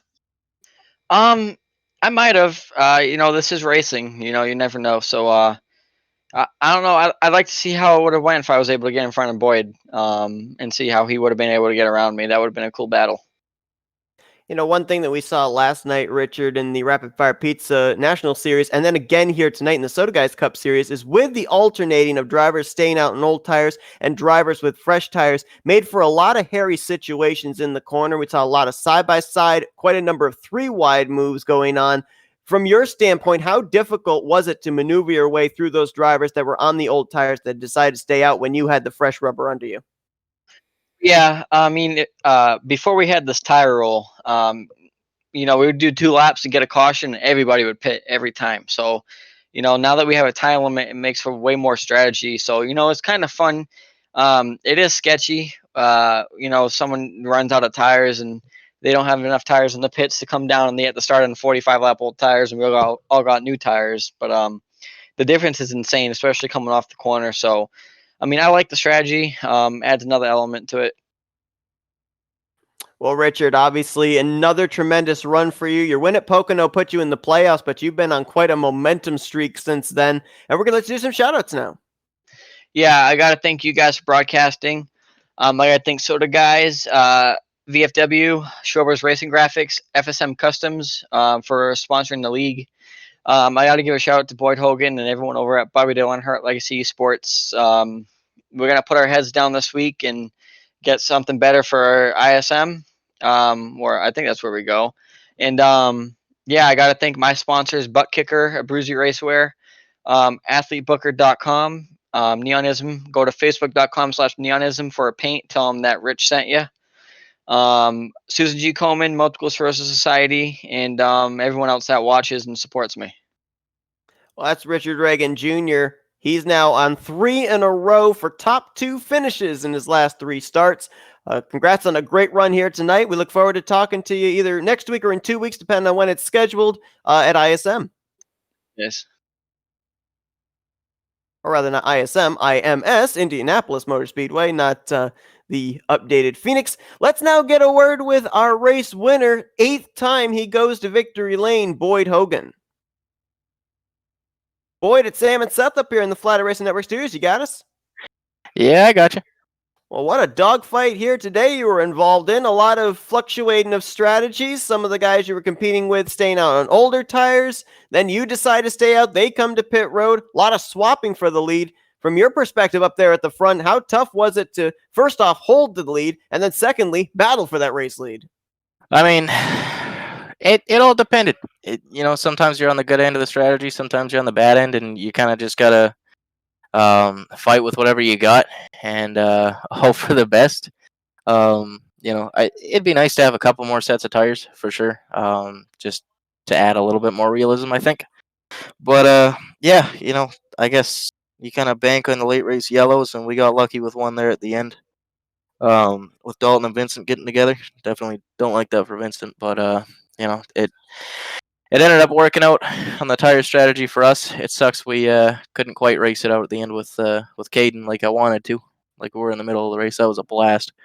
But yeah, it was a dogfight, man. We were 3 or 4 cars just right on top of each other, and pretty equally matched. So it was Yeah, fun. we saw you on either side of the strategy call, and we know that a lot of drivers were slipping and sliding around on the fresher tires. But just to take us into the head of the driver, what were you feeling in the car when you would go into turn one on those older tires? Um, well, I mean, on the initial start, it was just kind of you got to kind of play it safe a little bit.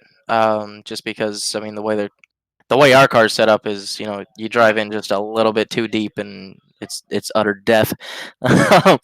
So, just kind of trying to take it easy there and, back the corner up and salvage whatever you can, and then just kind of get a gauge on how much grip you got to go into three and, carry on with whatever the rest of the run is. Yeah, I mean, Boyd, you had to go through so much traffic here today with all the times you guys had to pit. How was it getting through traffic? Because it just seemed like, from our point of view, that it was just so hard to get by passing people on the inside or outside. Yeah. I don't know. I mean, the couple times I was back in traffic, I think I had better tires for the most part than everybody, so it wasn't too hard. I just kept rolling the bottom and tried to stay out of trouble, keep the nose clean, and see what we had at the end. So it wasn't too bad. I know it can definitely get pretty physical back there at times though, so try to avoid it as best we can.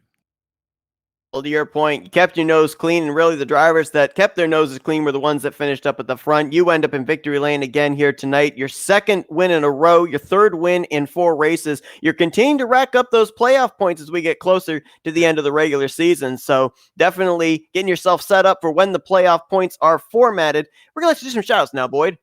Yeah. Obviously want to thank everybody at Bobby Earnhardt's Legacy Esports, Bobby himself. Judd Danielson at Abruzzi. We got some big news coming up with them here, hopefully in the coming days. Butt Kicker, GTR Simulator, Oculus glasses. There's a lot of people that have kind of come on board here recently that we're pretty excited about, and obviously got some more stuff coming up. So really excited about that. Also want to thank Kale Gale, Derek Runge. They were really the ones who helped me dial in on the set here this week. We've picked up a lot of pace since the beginning of the week, so that's been big for us. And yeah, so on to I guess Michigan next. I believe the next race we're going to is Indianapolis, the rescheduled Indianapolis Motor Speedway.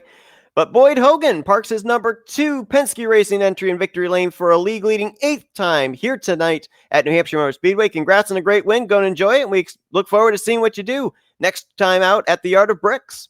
Yes, sir. Thank you, Seth. Also want to shout out my roommate Steve. Here you guys put on a good show. So thank you guys obviously for the broadcast. Everybody who supports the league, Soda guys, Shorbers Racing Graphics, FSM Customs, everybody there. We appreciate it too. And again, congrats on your victory. We hope you enjoy it here tonight, and good luck next week. And of course, for the remainder of the season, we're getting close to the end of the regular season. So good luck there. Thanks, guys. And so that's going to conclude our coverage here tonight from a wild one at New Hampshire. And Sam, it's kind of interesting because, first half of the race, we're saying this looks really similar to what we saw in last night's Rapid Fire Pizza National Series. But then we got to the second half, it was an entirely different race. Yeah, it was when we got that nice long green flag run. It was like, yeah, we're going to have green flag pit stops. It's looking pretty similar to last night. And then tempers started flying everywhere. We had multiple instances of cars just running into one another and causing a lot of flare ups that continued on after the checker flag flew. I mean, drivers were upset and the drivers chat, and they are still fired up about this one. And I think this race is probably going to continue on into further and further races. And it's going to be something that a lot of drivers got to keep their eyes on and be aware of, oh, who's angry at who and who do I need to avoid when it comes to these future races. Yeah, a lot of work going to be done in race control here this evening, as you said, looking at replays, and we may have some interesting top stories when we get to Indianapolis in either 1 or 2 weeks' time regarding the final results of what happened here this evening at New Hampshire. But they added on an extra lap here tonight as opposed to last night's race, and that final lap led by Boyd Hogan. The domination continues for that 2-car, and obviously a lot of stuff can change when we get to the playoffs, but he is certainly putting his name up there at the front of saying, if you're going to win this championship, you're going to have to go through me. Yeah, Boyd Hogan, also Richard Reagan Jr., he's got an eye on him, and so Caden Rush. Really, it was tires that put Caden Rush in a awkward situation, and really those last couple of cautions put everyone in awkward situations all around.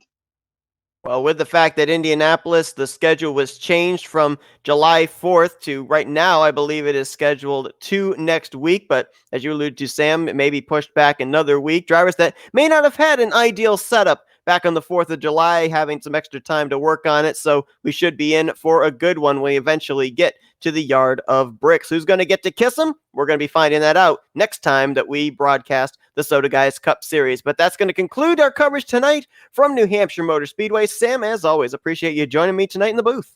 It's always a pleasure. Just want to give a quick shout out to our sponsors for the last time: Veterans of Foreign Wars, a Biden Lovin' Memorial Urns, Shorba's Racing Graphics, and the Soda Guys Inc. Company. Thank you for all the sponsorships that you do for our league and keep us broadcasting for this league. And yes, Seth, it's always a pleasure to be up in the booth with you. Want to shout out everybody that tuned in tonight's broadcast as well, because you're also a big reason why we do this, and we appreciate you tuning into the Soda Guys Cup Series every Saturday evening. We're going to be at IMS either next week or in 2 weeks' time. As Sam alluded to, keep it on the Twitter to find out if they are going to be running next week or not, or whether we're going to be broadcasting next week or not. But for Samuel Dyer, I'm Seth Cole. Thanks for tuning in this evening to New Hampshire Motor Speedway as you've been watching another broadcast courtesy of the Flatout Racing Network.